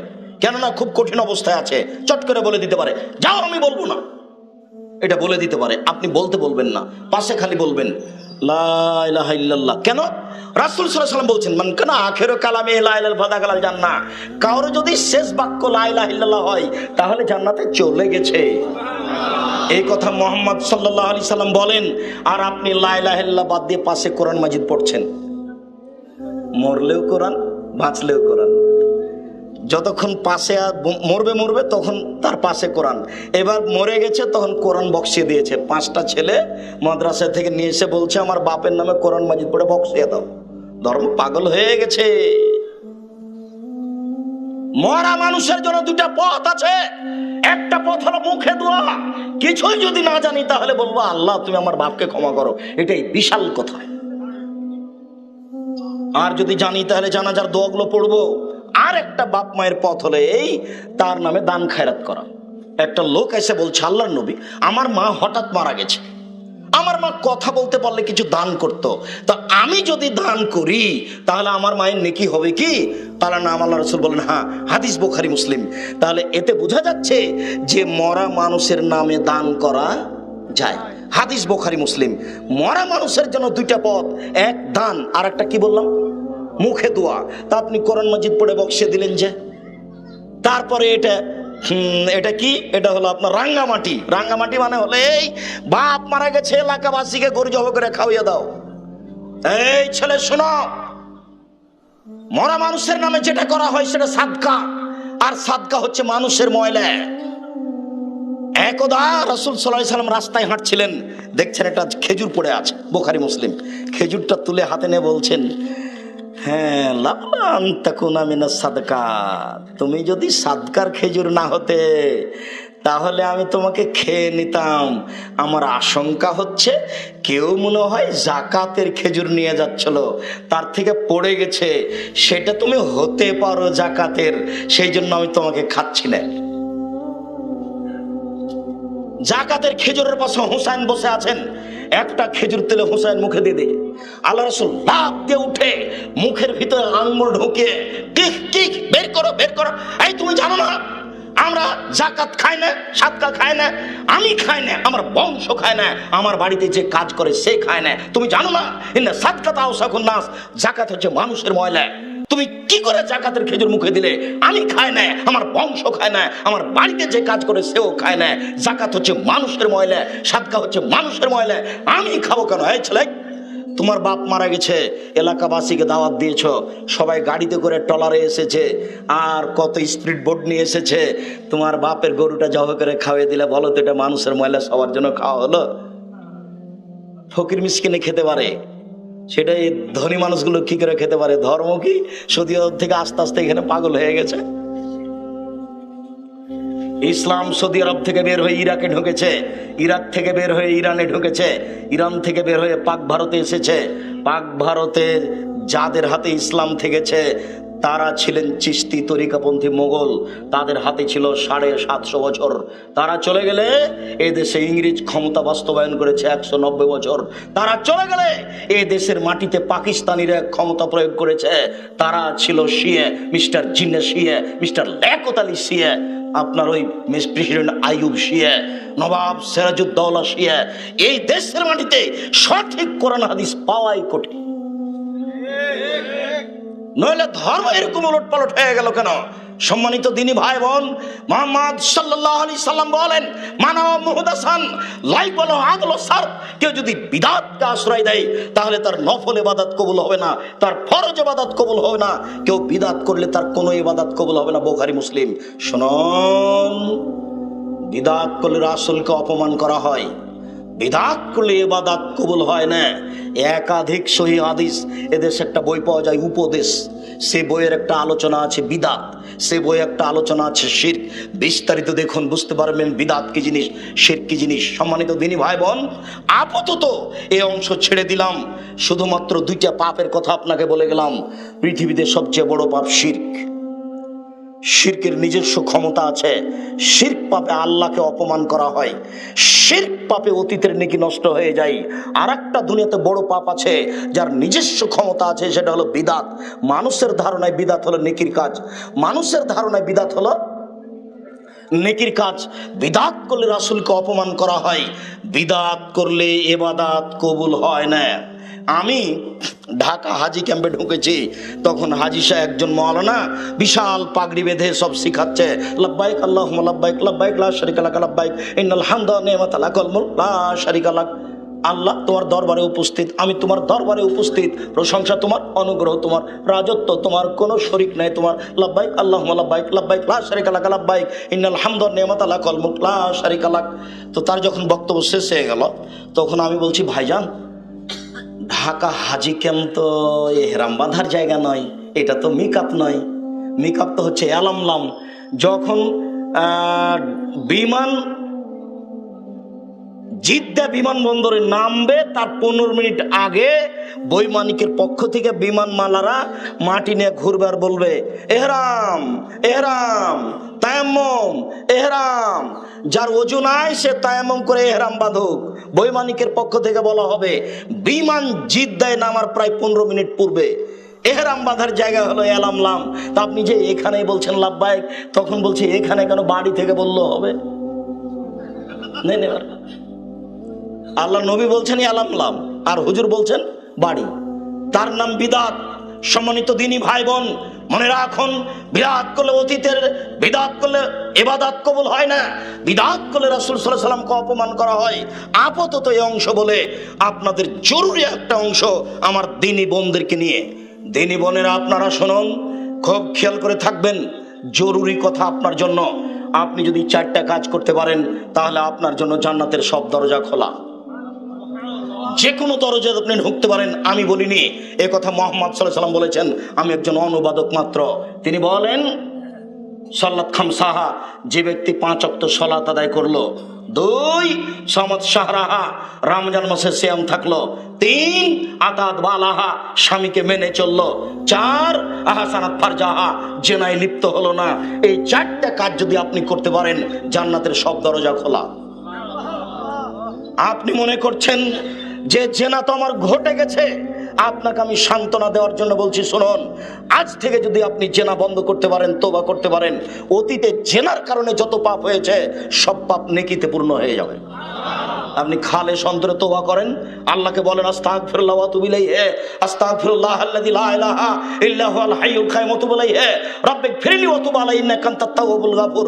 আল্লাহুম্মা আনতা রাব্বি লা ইলাহা ইল্লা আনতা খালাকতানি ওয়া আনা আবদুকা ওয়া আলা আহদিকা ওয়া আদিকা মাসতাতাতু আউযু বিকা মিন শাররি মা সানাতু আবু আলাকা বিনি'মাতিকা আলাইহি ওয়া আবু বিযামবি ফাগফিরলি ফাইন্নাহু লা ইয়াগফিরু যুনুবা ইল্লা আনতা। আপনি রাতে উঠে 2 রাকাত সালাত আদায় করে আপনার অতীতের পাপের জন্য কান্নাটি করেন, ইনশাআল্লাহ আল্লাহ বলেছেন আপনার অতীতে যত পাপ হয়েছে সব নেকিতে পূর্ণ হবে। এই কথা আমি বলিনি, এই কথা আল্লাহ বলেছেন। অতএব আপনি আল্লাহর উপরে ভরসা করে এই পাপের জন্য কান্নাকাটি করেন, আপনার এই জেনার পাপ নেকিতে পূর্ণ হবে। এটা গেল। শুধু তাই নয়, জাতিকে আমি একটা কথা বলে রাখছি, যে কথা আল্লাহ বলেছেন, আপনি যদি আজকে অশ্লীল কাজ বন্ধ করতে পারেন, তাহলে আপনার জন্য জান্নাতুল মাওয়া রয়েছে। মহান আল্লাহ বলেন, অনাহান আফসানিল হাওয়া ফাইনাল জান্নাতা হিয়াল মাওয়া। পৃথিবীবাসী শুনে রাখো, আমি আল্লাহ বলছি, তোমরা যদি অশ্লীল কাজ বন্ধ করতে পারো, আমি তোমাদেরকে জান্নাতুল মাওয়া দিয়ে দিলাম। শুনে রেখো পৃথিবীবাসী, তোমরা যদি অশ্লীল কাজকে বন্ধ করতে পারো, আমি তোমাদেরকে জান্নাতুল মাওয়া দিয়ে দিলাম। আমি ওয়াদাবদ্ধ মানুষের সাথে, আমি আদমের ছেলে মেয়ের সাথে ওয়াদাবদ্ধ। আদমের ছেলে মেয়ে যদি অশ্লীল কাজ বন্ধ করতে পারে, আর যদি মোবাইলের মাধ্যমে অশ্লীল কাজ না করে, মেয়েদেরকে না দেখে, আমি ওয়াদা করেছি, আমি ওয়াদা পূর্ণ করবো, আমি তাদেরকে জান্নাতুল মাওয়া দিয়ে দিব। শুধু তাই নয়, দিনী ভাই বোন শুনে রাখুন, আপনি যদি আজ থেকে জেনা বন্ধ করতে পারেন, তাহলে যে কোনো পৃথিবীর বিপদ থেকে বেঁচে যাবেন। যে কোনো বিপদ। দেখবেন আব্দুর রাজ্জাক সাহেব, এত বড় সুযোগ, প্রমাণ দেন তো দেখি। আরে আমি জেনা বন্ধ করে দিলে যে কোনো বিপদ থেকে বেঁচে যাব। আমি বলিনি, হাদিস তো বুখারী মুসলিম, আপনিও জানেন। ওই যে 3 জন লোক রাস্তায় হাঁটছিল না, তখন বৃষ্টি আসলো, পাহাড়ি রাস্তা, চট্টগ্রামের মতো, রাঙ্গামাটির মতো বৃষ্টি এসেছে, তখন একটা গর্তে ঢুকে গেছে, উপর থেকে একটা পাথর এসে গর্তটা বন্ধ হয়ে গেছে, এখন তো বের হতে পারে না। 3 জনের একজন বলছে, আল্লাহ, আমার বাপ মাকে আমি খুব ভালোবাসতাম, তুমি দয়া করে পাথরটা সরিয়ে দাও। কিছু সরে গেল। একজন বলছে, আল্লাহ, একটা লোককে আমি কাজের জন্য নিয়েছিলাম, অর্ধেক দিন কাজ করে চলে যাবে। আমি বললাম, টাকা নাও। তো রাগ করে টাকা নিল, চলে গেল। আমি ওই টাকা দিয়ে ঘোড়া, গরু, ছাগল, গরু কিনে অনেক করলাম। একদিন এসে বলছে, আমাকে টাকা দেন। আমি বললাম, তুমি সব ছাগল নিয়ে যাও, গরু নিয়ে যাও। তখনও বলছে, আমাকে মজাক করবেন না, একদিনের পারিশ্রমিক দেন। আমি বললাম, মজাক করিনি, সব নিয়ে যাও তুমি। আল্লাহ, তোমাকে সন্তুষ্ট করার জন্য এই কাজ করেছি, আজকে গর্তের মুখ থেকে পাথর সরিয়ে দাও। আল্লাহ বলছে, আচ্ছা ঠিক আছে, দিলাম।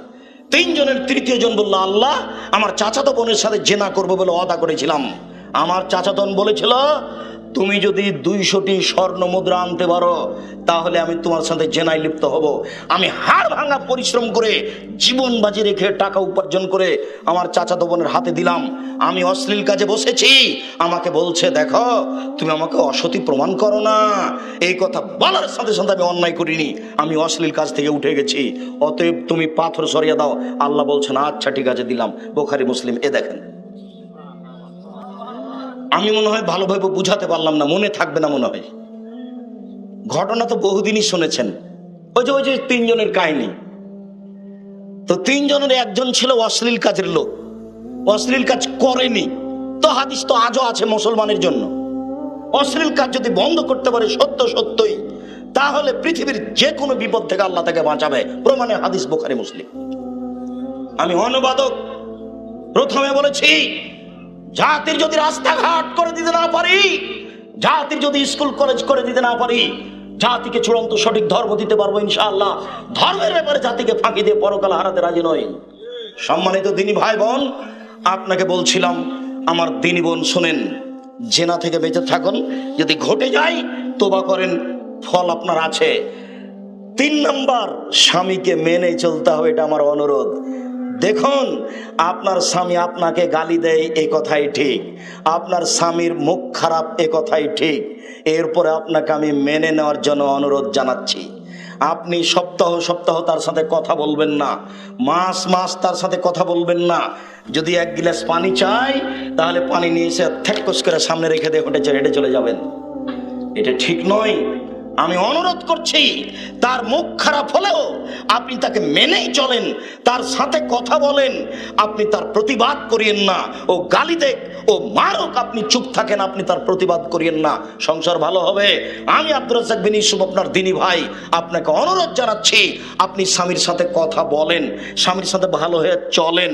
আপনার জন্য জান্নাতের সব দরজা খোলা। শেষ পর্যন্ত যদি আপনি মনে করেন যে আমার স্বামীর সাথে চলবেই না, তাহলে ঝুলন্ত না থেকে আপনি তাকে খোলা তালাক করে দেন। যে কোনো স্বামী মহিলা খোলা তালাক করতে পারে। সে কোটি টাকা দামের চাকরি করলেও, সে বড় পরহেজগার হলেও, যে কোনো সময়ে যে কোনো মহিলা স্বামী থেকে পৃথক হয়ে যেতে পারে। চেয়ারম্যান মেম্বারের মাধ্যমে, দায়িত্বশীলের মাধ্যমে, কোর্টের কাজীর মাধ্যমে পৃথক হয়ে যেতে পারে। তার নাম খোলা তালাক। আপনি খোলা হয়ে যেতে পারেন, কিন্তু এই ঝুলন্ত অবস্থায় মাস কাটাবেন, এতে পরকাল হারিয়ে যাবে। স্বামী অসন্তুষ্ট মানে জাহান্নাম, স্বামী অসন্তুষ্ট মানে জাহান্নাম। অতএব দিনী বোন, আপনার উপরে আমাদের পক্ষ থেকে বিনীত অনুরোধ, আপনার স্বামীকে মেনেই চলেন। কষ্ট হলেও, খারাপ হলেও, 4টা কাজ করলে আপনার জন্য জান্নাতের সব দরজা খোলা। 1, 5 ওয়াক্ত সালাত। 2, রমজান মাসের রোজা সিয়াম। 3, স্বামীকে মেনে চলা। 4, জেনায় লিপ্ত না হওয়া। যদি ঘটে যায় তাহলে তওবা করেন, জান্নাতের সব দরজা খোলা। এবার আপনার কাছ থেকে চলে আসলাম দিনী বোন। এবার আমরা যারা স্ত্রী লালন পালন করি, যাদের স্ত্রী আছে, স্বামীর জন্য 5টা জরুরি জিম্মেদারি মনে রাখতে হবে। 1, ফাকসুহা মাত্তাসাইতা, যে মানের খাচ্ছেন, যে মানের কাপড় পরছেন, স্ত্রীকে সে মানের পরাবেন। আতেমা মাতায়েমতা, যে মানের খাচ্ছেন নিজে, সে মানের স্ত্রীকে খাওয়াবেন। 3, ওয়ালা তুকাব্বে, স্ত্রীকে কখনো কটু কথা বলবেন না, গালি দিবেন না। কখনো বলবেন না তোমার ঠোঁটটা মোটা। একবার ঠোঁট মোটা বললে 10 বছর আপনাকে ভালোবাসবে না। কখনো বলবেন না রংটা তোমার কালো, এই কথা বলবেন না। শুধু প্রশংসা করবেন। ও হচ্ছে প্রশংসা প্রিয় মানুষ। যদি আপনি প্রশংসা করেন খুব, তাহলে সারা রাত পা টিপে দিতে রাজি। কিন্তু একবার দোষ উল্লেখ করলে, বদনাম করলে, মন ভারী করে কয়েকদিন কথা বলবে না। অভিমান প্রিয় মানুষ, আপনার উপরে একটু অভিমান করেছে, তাতে কি আপনার? আপনি একটু ধৈর্য ধারণ করলেই বা কি হয়? 1 মিনিট এদিকে দেখেন তো। আয়েশা রাদিয়াল্লাহু তাআলা আনহা বলছেন, যোদ্ধারা মসজিদে যুদ্ধের ট্রেনিং দিচ্ছেন, আর আমি রাসূলের পিছন দিকে দাঁড়িয়ে কাঁধের উপর দিয়ে যোদ্ধাদের দেখছি। তা আমি তো কম বয়সের মেয়ে, খেলা দেখা পছন্দ করি। তো আপনাদের মনে কি হয় কতক্ষণ আমি দেখতে পারি? আমার কি আর সময়ের দাম আছে? আমি দেখতেই থেকেছি। তা আমাকে খুশি করার জন্য দাঁড়িয়েই থেকেছেন, আমাকে কোনো সময় বললেন না হয়েছে যাও তো, এখন আমার এখন কাজ আছে, ব্যস্ততা আছে, এখন যাও। এই কথা বলেননি। কথা বুঝাতে পারলাম না মনে হয়। আবার বলি নাকি? আচ্ছা আবার বলি। এই ছেলে,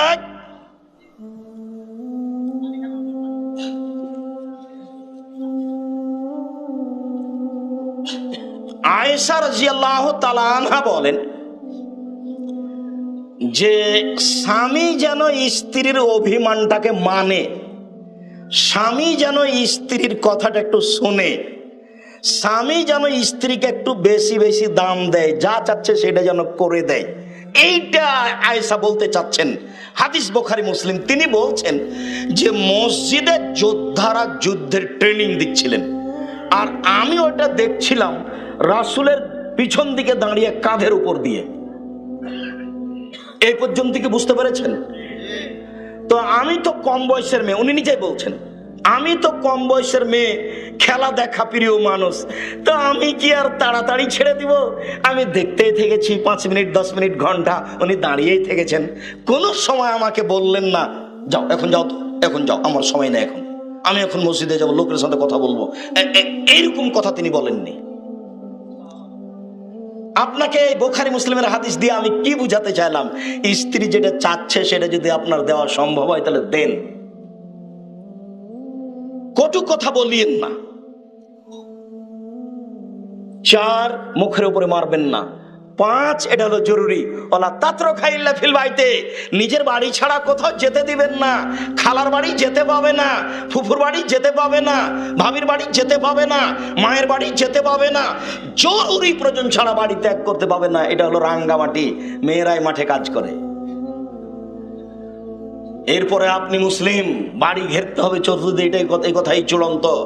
চট দিয়ে হোক, ছালা দিয়ে হোক, ইট দিয়ে হোক, স্বর্ণ দিয়ে হোক, বাড়ি চতুর্দিক ঘেরে রাখতে হবে, বউকে ঘেরে রাখতে হবে যেভাবে সম্ভব। এটাই শরীয়তের, বিকল্প কোনো পথ নেই। জরুরি প্রয়োজন ছাড়া আপনার স্ত্রী বাড়ি ত্যাগ করতে পারে না। বাজার করা তো বহু দূরের কথা, বিবাহের বাড়ি যাওয়া তো বহু দূরের কথা। আত্মীয় স্বজন দাওয়াত দিয়েছে, আপনি বিবাহ খেয়ে আসেন, আপনার ছেলে যাক, আপনার স্ত্রী যাবে কেন? আপনার মেয়ে যাবে কেন? এই বেঢঙ্গা নীতি ত্যাগ করতে হবে। পুরুষের পরিচয় দিয়ে দেখবেন, পুরুষ মানে চোখ যেভাবে ঘুরে বউ সেভাবে চলে, এর নাম ক্ষমতা। চোখ যেভাবে ঘুরে বউ সেভাবে চলে, এর নাম ক্ষমতা। ক্ষমতা মানে পুরুষ। একটু বাইরে, কি ব্যাপার, তুমি কোথায় গেছিলে? তোমার মাথায় কাপড় নাই, বাইরে থেকে আসলে কেন? আমি তোমার স্বামী বলছি, এইভাবে যদি আমি তোমাকে চলতে দেখি তোমার পিঠের চামড়া তুলে দেবো। একটা ক্ষমতার কথা বলতে হবে। ক্ষমতা, কারফিউ জারি থাকবে বাড়িতে 44 দ্বারা, তার নাম পুরুষ। পুরুষ মানে ক্ষমতা। আয়েশা রাদিয়াল্লাহু তাআলা পা বাড়াতে পারেন না স্বামীকে না বলে। কত হাদিস নেবেন আপনি? আয়েশা রাদিয়াল্লাহু তাআলা বাড়ির বাইরে পা ফেলতে পারেন না অনুমতি ছাড়া, আর আপনার স্ত্রী দিন দিন বাজার করে, হাট করে, আর ঘাট করে, আর নৌকা চালায়, আর বাজার মাঠে গরু চড়ায়। এটা সংসার নয়। তাহাজ্জুদ পড়ে সংসার দিয়ে জাহান্নাম হবে। 3 শ্রেণীর মানুষ জান্নাতে যাবে না। 1, মধুমেনুল খামর, যারা নিয়মিত বিড়ি, তামাক, জর্দা, সিগারেট, গুল, নেশাদার দ্রব্য খায়, পান করে, তারা জান্নাতে যাবে না।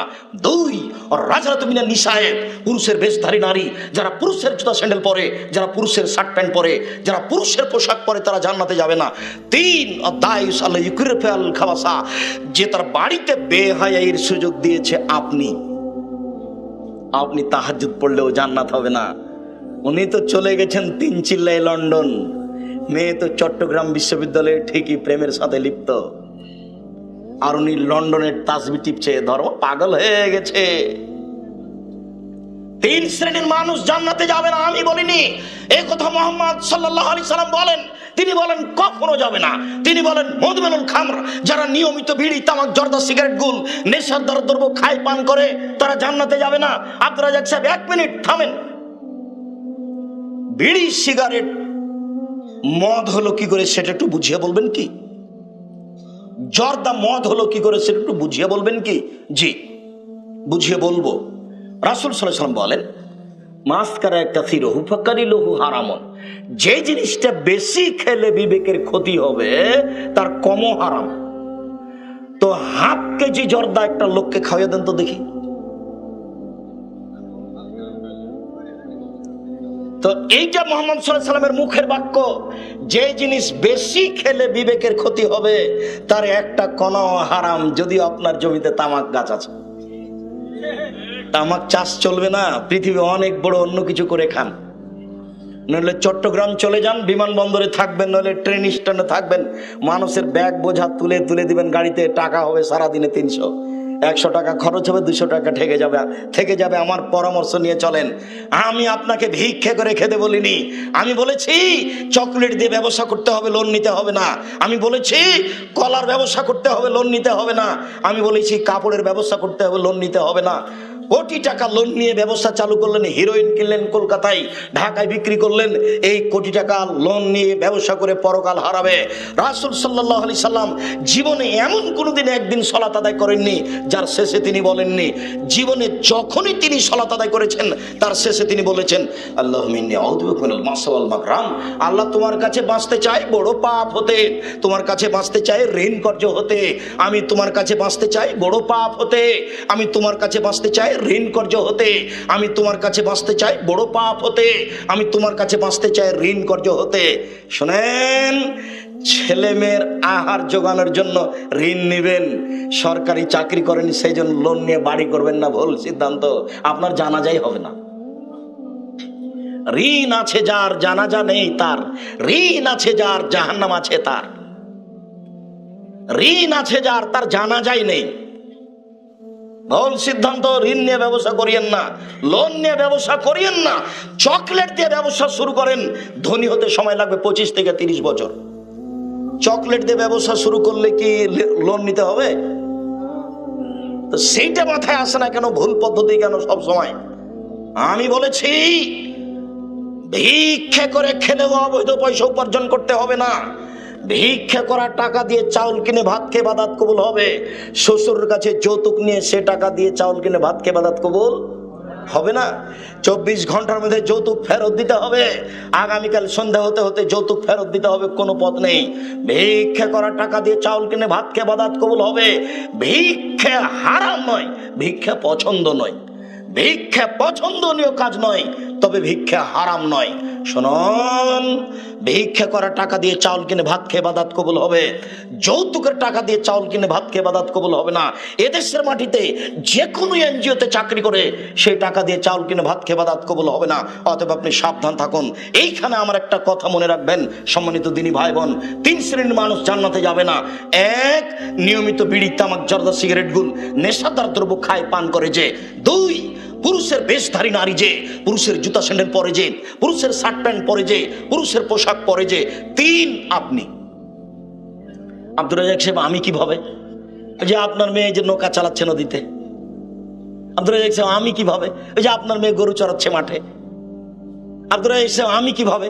ওই যে আপনার স্ত্রী মাঠে ঘাটে কাজ করছে। ধর্ম এরকম নয় তো? প্রমাণ করেন আপনি। আয়েশা রাদিয়াল্লাহু তাআলা এরকম ভাবে কোনোদিন বের হতেন না। সম্মানিত দিনী ভাই বোন, এবার আমরা এখানে চলে আসলাম। যা বলতে চেয়েছিলাম, এক খেলে চেয়ে থাকবেন, আজকে কি সেম ছিলেন? কেন? আব্দুর রাজ্জাক সাহেব, আপনি আমাদেরকে জিজ্ঞাসা করছেন কেন?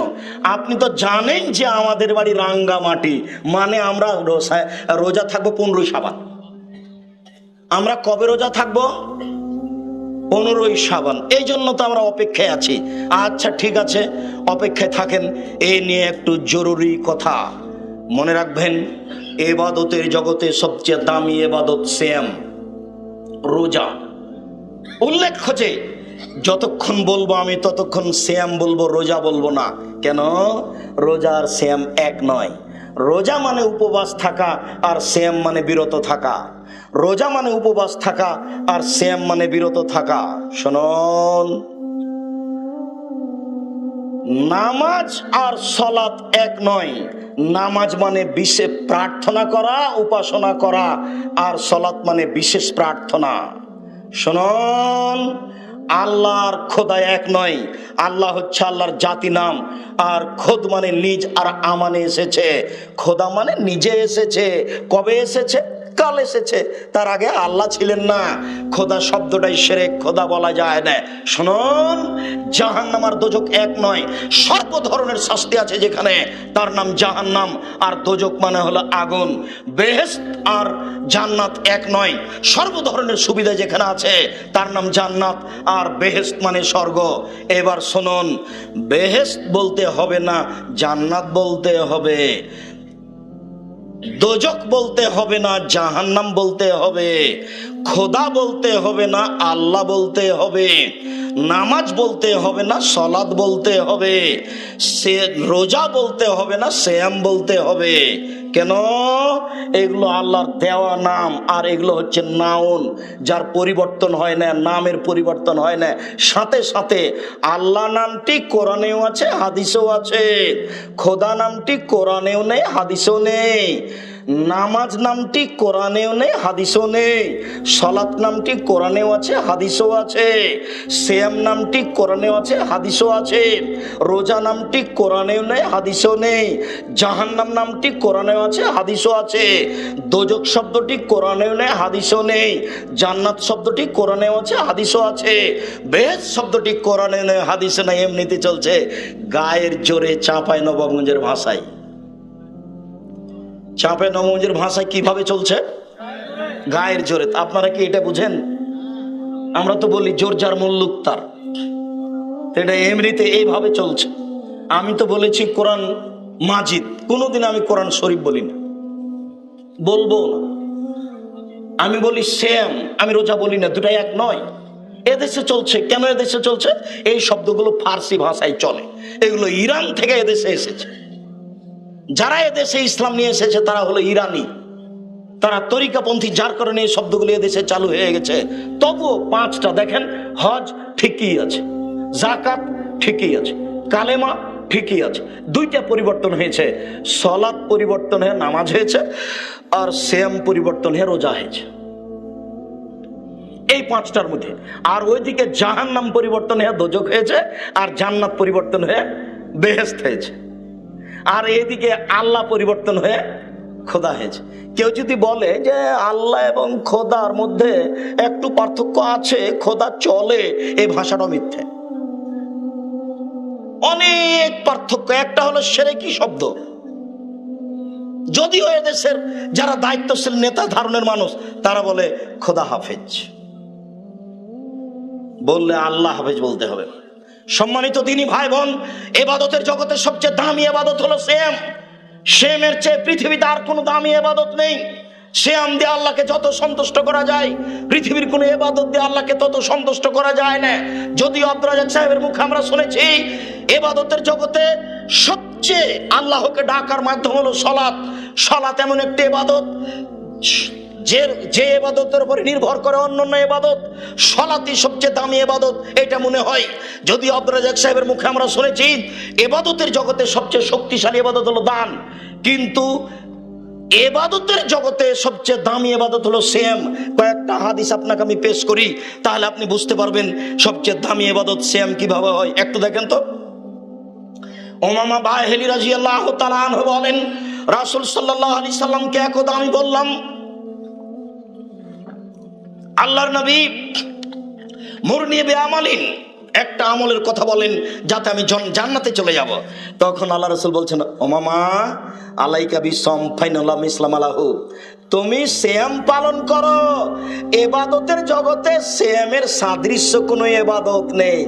উমামা শোনো, তুমি সিয়াম পালন করো, রোজা থাকো, ইবাদতের জগতে সিয়ামের মতো কোনো ইবাদত পৃথিবীতে নেই। আমি আবার জিজ্ঞাসা করলাম, আল্লাহর নবী আপনি আমাকে একটা আমলের কথা বলেন যে আমল করলে আমি জান্নাতে চলে যাব। আল্লাহ রাসূল বলেন, উমামা আলাইকা বিসম ফাইনাল্লাহ ইদলাহু, তুমি সিয়াম পালন করো। ইবাদতের জগতে সিয়ামের সমপর্যায়ের কোনো ইবাদত নেই। সালাত হবে না, দান হবে না, যাকাত হবে না, তাসবিহ তাহলিল হবে না, হজ হবে না, তাহাজ্জুদ হবে না। সিয়ামের সমপর্যায়ের ইবাদত পৃথিবীতে নেই। আর একটা দলিল দিচ্ছি আপনাকে, দেখাই। বিচারের মাঠে যখন জান্নাতীরা জান্নাতে ঢুকবে তখন 8টা দরজা আছে, জান্নাতে একটা দরজা 8টা। তো যারা হজ করে তাদের জন্য একটা দরজা, যারা দান করে তাদের জন্য একটা দরজা, যারা সিয়াম পালন করে তাদের জন্য একটা দরজা। তো সব দরজা থেকে ডাকবে, শুনেন শুনেন শুনেন, যারা হজ করেছেন এই দরজাতে আসেন, শুনেন যারা দান করেছেন এই দরজাতে আসেন। তো আবু বকর সিদ্দিক বলছেন, আল্লাহর নবী, সব দরজা দিয়ে ডাকা হবে এমন কে কেউ হবে? হ্যাঁ, সেটা তো তুমি। সব দরজা বলে আবু বকর এদিকে আসেন, ও বলে আবু বকর এদিকে আসেন, ও বলবে আবু বকর এদিকে আসেন। সব দরজা দিয়ে ডাকা হবে এমন কি কেউ হবে? হ্যাঁ, সেটা তুমি। এখন যেটা বলছি সেটা শোনেন। এই যা দাখিল আখির মুখ লেখা, সিয়াম পালনকারীর শেষ ব্যক্তি ঢুকে গেলে দরজা বন্ধ করা হবে, বাকি 7টা দরজা এখনো খোলা আছে। তার মানে সিয়াম পালনকারীদের জন্য যে দরজা আছে, কোন ইবাদত দিয়ে সে দরজাতে ঢুকতে পাবে না। হজ করলে ওই দরজা দিয়ে ঢোকার সুযোগ হবে না, দান করলে ওই দরজা দিয়ে ঢোকার সুযোগ হবে না। আব্দুর রাজাক সাহেবের মুখে আমরা শুনেছি, ইবাদতের জগতে সবচেয়ে শক্তিশালী, ক্ষমতাধর, পাওয়ারফুল ইবাদত হলো দান। দানের চেয়ে শক্তিশালী ইবাদত পৃথিবীতে নেই, এই কথা ঠিক। দান মানুষের পাপকে মিটিয়ে দেয়, পানি যেমন আগুনকে নিভিয়ে দেয়। বাপ মায়ের নামে দান করলে কবরে শাস্তি বন্ধ হয়ে যায়, দান করলে আল্লাহর রাগ মিটে যায়। দান সবচেয়ে শক্তিশালী ইবাদত, এ কথা ঠিক। কিন্তু যখন সিয়াম পালনকারীর শেষ ব্যক্তি ঢুকে গেছে, তখন দরজা বন্ধ হয়ে গেছে, তখনও দানের দরজা খোলা আছে। তার মানে অন্য মানুষে এই দরজা দিয়ে ঢুকতে পারে, কিন্তু ওই দরজা দিয়ে শুধু কে ঢুকবে? সিয়াম পালনকারী। আপনাকে আমি দেখাতে চাচ্ছি ইবাদতের জগতে সবচেয়ে দামি ইবাদত হলো সিয়াম। আরেকটা, আবু হুরায়রা রাদিয়াল্লাহু তাআলা আনহু বলেন, রাসূল সাল্লাল্লাহু আলাইহি সাল্লাম বলেছেন, কুল্লু আমাল ইবনে আদম ইজাফুল হাসানাতু বিআশরি আমসালিহা ইল্লা সামফাইনু লিওয়ানাজিহি। আদম সন্তান যত নেকি করবে, সমস্ত নেকি এক করলে 10, 700, আরো যে নেকি করুক, আমি আল্লাহ বলে দিব, শোনো, হজ করেছে, নেকি লিখো, 700 পর্যন্ত বাড়াও, আরো বাড়াও। শোনো, সুবহানাল্লাহ বলেছে, 10 নেকি লিখো, 700 পর্যন্ত করো, আরো বাড়াও। আমি ফেরেশতাকে বলবো। তবে কেউ যদি সিয়াম পালন করে, তখন আমি আল্লাহ বলবো, সিয়াম আমার ব্যাপার, প্রতিদান আমি দিব। সিয়ামের নেকি লিখতে আল্লাহ ফেরেশতাকে বলবেন না। আমি যদি বুঝাতে না পারি আমি অক্ষম। রাসূল সাল্লাল্লাহু আলাইহি সাল্লাম ঠিকই বলেছেন, কিন্তু আমার অক্ষমতার দরুন আমি জাতিকে বুঝাতে পারছি না। সম্মানিত দিনী ভাই বোন, ইবাদতের জগতে সবচেয়ে ব্যতিক্রম ইবাদত হলো সিয়াম। পৃথিবীর যে কোনো ইবাদতের নেকি আল্লাহ নিজে হাতে দিবেন না। কাকে দিতে বলবেন? ফেরেশতাকে দিতে বলবেন। একটা ছেলে এখনই যদি তাকে প্রধানমন্ত্রী একটা উপহার দেয়, তাহলে ও তো খুশি হবে, ওর বংশ খুশি হবে। তো আল্লাহ নিজে হাতে দিবেন, এটা আপনাকে আমি কি দিয়ে বুঝাই? এটা কত বড় দামি জিনিস। সেই ইবাদত হলো সিয়াম। এবারে একটু সিয়াম সংক্ষিপ্ত করে নিলাম। রাসূল সাল্লাল্লাহু আলাইহি সাল্লাম বলেন, সিয়ামে আশুরা, কেউ যদি মুহররমের 2 দিন সিয়াম থাকে, তাহলে বিগত 1 বছরের পাপ ক্ষমা করা হবে। মুহররমের 1 দিন সিয়াম থাকলে বিগত 1 বছরের পাপ ক্ষমা হবে। তিনি বলেন, সিয়ামে আরাফা আতাসবা আলাল্লাহি আইয়ুকাফিরা সানাতালি কাবলাহু ওয়া সানাতাল্লাতি বাদাহু। কেউ যদি আরাফার 1 দিন সিয়াম থাকে, তাহলে আগে পরে 2 বছরের পাপ ক্ষমা হবে। মনে রাখা ভালো হবে, আরাফার 1 দিন সিয়াম, 9 তারিখ অথবা 8 তারিখ কেউ যদি আরাফার 1 দিন সিয়াম থাকে, তাহলে 2 বছরের পাপ ক্ষমা হবে। তিনি বলেন, সালাসাতা ইয়ামিন মিন কুল্লি শাহরিন কানা কাসিয়ামিদ দাহরি কুল্লিহি। কেউ যদি প্রত্যেক মাসে 3 দিন সিয়াম থাকে, 13, 14, 15, মহিলার হায়েজের কারণে যদি 13, 14, 15 না হয়, না হোক 1 মাসের মধ্যে যে কোনো 3 দিন হলেই হবে। কেউ যদি প্রত্যেক মাসে 3 দিন রোজা থাকে, তাহলে সারা বছর সিয়াম পালন করে জানে কি হয় তাই হবে। রাসূল সাল্লাল্লাহু আলাইহি সাল্লাম বলেন, মান সামা রমাজানা সুমাত বাহু সিত্তান মিন শাওয়াল কানা কাসিয়ামিদ দাহরি কুল্লিহি। কেউ যদি রমজান মাসের সিয়াম থাকে, তারপরে শাওয়ালের 6 দিন থাকে, তাহলে সারা বছর সিয়াম পালন করে জানে কি হয় তাই হবে। এবার বুঝতে পারলেন কিনা? রমজান পুরো থাকলেন আর শাওয়ালের 6টা, তাহলে সারা বছর আপনি সিয়াম থেকে গেলেন। এই কথা আমি বলিনি, এই কথা মুহাম্মদ সাল্লাল্লাহু আলাইহি সাল্লাম বলেন। একটু যেসব বোনেরা বলছেন, দিনী বোনেরা, যে হাইজের কারণে আমাদের রমজানে 4-5টা ছুটে গেছে, এগুলো আগে করব, কেননা এগুলো ফরজ, তারপরে নফল করব শাওয়াল, এ কথা ঠিক নয়। যেগুলো আপনার হাইজের কারণে ছুটে গেছে 5-6টা, এগুলো 1 বছর পরে করেন, 2 বছর পরে করেন, জীবনে একদিন করেন, এটা আল্লাহর নবী সুযোগ দিয়ে দিয়েছেন। কিন্তু শাওয়াল পার হয়ে গেলে এই 6টা করার সুযোগ থাকবে না। অতএব শাওয়ালে নফল হলেও ফরজ বাদ দিয়ে এই 6টা করেন, এটাই জরুরি। ধারাবাহিক করতে পারেন, ছেড়ে ছেড়ে করতে পারেন, 6টা ধারাবাহিক করার চেষ্টা করবেন। 6টা যদি শাওয়ালের সিয়াম পালন করতে পারেন, সারা বছর সিয়াম পালন করে জানি কি হয় তাই হবে। এবার বৃহস্পতিবার, সোমবার, 15ই শাবানে চলে এসেছি কাছাকাছি, এক খেলে চেয়ে থাকবেন। আব্দুর রাজ্জাক সাহেব ওইটাই তো অপেক্ষা করছি, যে আমরা তো রাঙ্গামাটির মানুষ, চট্টগ্রাম অন্তর্গত, 15ই শাবানে সিয়াম পালন করা ভালোবাসি। আপনি সেটা কখন বলবেন বলেন। আচ্ছা ঠিক আছে, আমি কাছাকাছি চলে এসেছি। এবার বৃহস্পতিবার, সোমবার। আয়েশা রাদিয়াল্লাহু তাআলা আনহা বলেন, রাসূল সাল্লাল্লাহু আলাইহি সাল্লাম বৃহস্পতিবার এবং সোমবার সিয়াম পালন করা ভালোবাসতেন। আবু হুরায়রা রাদিয়াল্লাহু তাআলা আনহু বলেন, রাসূল সাল্লাল্লাহু আলাইহি ওয়াসাল্লাম বলেছেন, তুরাজুল আমালু ইয়ামাল খামিস ওয়াল ইয়ামাল ইসনাইন ওয়া নাহি পায়ুরাজা আমালি ওয়া না সাইম। পৃথিবীবাসী শুনে রেখো, বৃহস্পতিবার, সোমবার আল্লাহর কাছে মানুষের পাপ নেকি পেশ করা হয়, রিপোর্ট দেওয়া হয়। আমি মুহাম্মদ সাল্লাল্লাহু আলাইহি ওয়াসাল্লাম ভালোবাসি যে আমার রিপোর্টের সময় আল্লাহ দেখুক যে আমি সিয়াম আছি। এই জন্যই তো আমি বৃহস্পতিবার, সোমবার সিয়াম থাকি। আবার বলি, বোঝাতে পেরেছি কি? আপনি এখন এই কথাটা নিজে নিজে বলতে পারবেন? এই ছেলে, তুমি বলো তো দেখি কি বুঝেছো এটা। এই ছেলে মোবাইলওয়ালা, তুমি বলো না, তুমি ঘুমিয়েছিলে, তোমাকে যে আমি ঘুমাতে নিষেধ করেছি। বৃহস্পতিবার, সোমবার আল্লাহর নবী সিয়াম থাকতেন, রোজা থাকতেন, কেন বলো তো? সাপ্তাহিক মানুষের পাপ নেকি রিপোর্ট 2 দিন পেশ করা হয়। কোন কোন দিন? সোমবার আর বৃহস্পতিবার। তো আল্লাহর নবী চাইতেন যে আমার রিপোর্টের সময় তুমি দেখো যে আমি রোজা আছি, দেখো দেখো, এটা আমি ভালোবাসি। আমার সিয়াম অবস্থায় রিপোর্ট নাও, এটা আমি ভালোবাসি। এই জন্য তিনি বৃহস্পতিবার, সোমবার সিয়াম থাকতেন। এবার শাবান, 15ই শাবান, শাবান মাসে বেশি বেশি সিয়াম পালন করতে হবে, 15ই শাবান নয়। আয়েশা রাদিয়াল্লাহু তাআলা আনহা বলেন, কানান নবী সাল্লাল্লাহু আলাইহি ওয়াসাল্লাম ইয়াসুমু শাবানা কুল্লাহু। আয়েশা রাদিয়াল্লাহু তাআলা আনহা বলেন, আল্লাহর নবী পুরো শাবান সিয়াম পালন করতেন। আয়েশা রাদিয়াল্লাহু তাআলা আনহা বলেন, কানান নবী সাল্লাল্লাহু আলাইহি ওয়াসাল্লাম ইয়াসুমু শাবানা ইল্লা কালিলা। আল্লাহর নবী পুরো শাবান সিয়াম পালন করতেন, তবে শেষের দিকে কয়েকদিন বাদ দিতেন। সব বুখারী মুসলিমের হাদিস। উম্মু সালমা রাদিয়াল্লাহু তাআলা আনহা বলেন, মা রাআইতু রাসূলুল্লাহ সাল্লাল্লাহু আলাইহি ওয়াসাল্লাম ইয়াসুমু শাহরাইনে মুতাতাবিআইন ইল্লা শাবান ওয়া রমাজান। আমি আল্লাহর নবীকে পরস্পর 2 মাস সিয়াম পালন করতে দেখিনি, তবে রমাজান ও শাবান। আমি আল্লাহ রাসূলকে পরস্পর 2 মাস সিয়াম পালন করতে দেখিনি, শাবান ও রমাজান। তবে শাবান ও রমাজান আমি রাসূল সাল্লাল্লাহু আলাইহি ওয়াসাল্লামকে পরস্পর 2 মাস সিয়াম পালন করতে দেখেছি, শাবান এবং রমাজান। এবার ওসামা ইবনে যায়েদ বলেন, আল্লাহর নবী লামারাকা তাসমু ফি শাহরিন মিনাশ শুহুরি মা তাসমু শাবান। আপনি শাবান মাসে যত সিয়াম থাকেন, অন্যান্য মাসে তো তত থাকেন না। এটার কারণ কি আল্লাহর নবী? এক খেয়ালে চেয়ে থাকতে হবে। জাতির কাছে এই বাক্য পৌঁছে দিতে হবে। এটা মুহাম্মদ সাল্লাল্লাহু আলাইহি ওয়াসাল্লামের মুখের বাক্য। জাল হাদিসের উপরে আমল করে পরকাল হারাবেন না, আমি অনুরোধ জানাচ্ছি।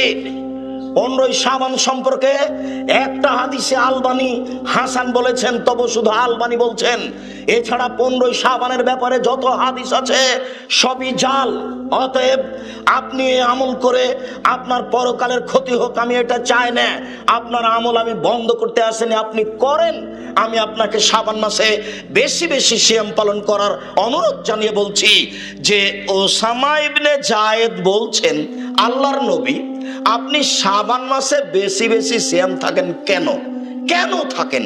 তখন আল্লাহ রাসূল বলছেন, আরে শোনো শোনো শোনো, শাবান হুয়া শাহরুন, এক সাবান এমন একটা মানুষ তাতে গাফেল থাকে। আরে শোনো শোনো, সাবান এমন একটা মাস তাতে মানুষ বেখিয়াল থাকে, মানুষ মূল্যায়ন করে না। হুয়া বাইনা রজব ও রমাজান, মাসটি হচ্ছে রজব ও রমাজানের মাঝে, মাসটি হচ্ছে রজব ও রমাজানের মাঝে, মাসটি হচ্ছে রজব ও রমাজানের মাঝে। তু রাজুল আমালো ইলা রাব্বিল আলামিন ওয়ানা উহিবাই রাজা আমালি ওয়ানা সায়েম, বাৎসরিক রিপোর্ট পেশ করা হয় শাবান মাসে। আমার মন চাই যে আমার রিপোর্টটা সিয়াম অবস্থায় আল্লাহ দেখুক, এই জন্য আমি শাবান মাসে বেশি বেশি সিয়াম পালন করি বাৎসরিক রিপোর্ট ধরার জন্য। শোনো পৃথিবীবাসী, শুনে রেখো, আমি মোহাম্মদ সাল্লাল্লাহু আলাইহি সাল্লাম বলে যাচ্ছি, শাবান মাসে বাৎসরিক রিপোর্ট পেশ করা হয়, আর বাৎসরিক রিপোর্টের সময় আমি সিয়াম অবস্থা দেখাতে চাই, সেই জন্য বেশি বেশি সিয়াম পালন করি।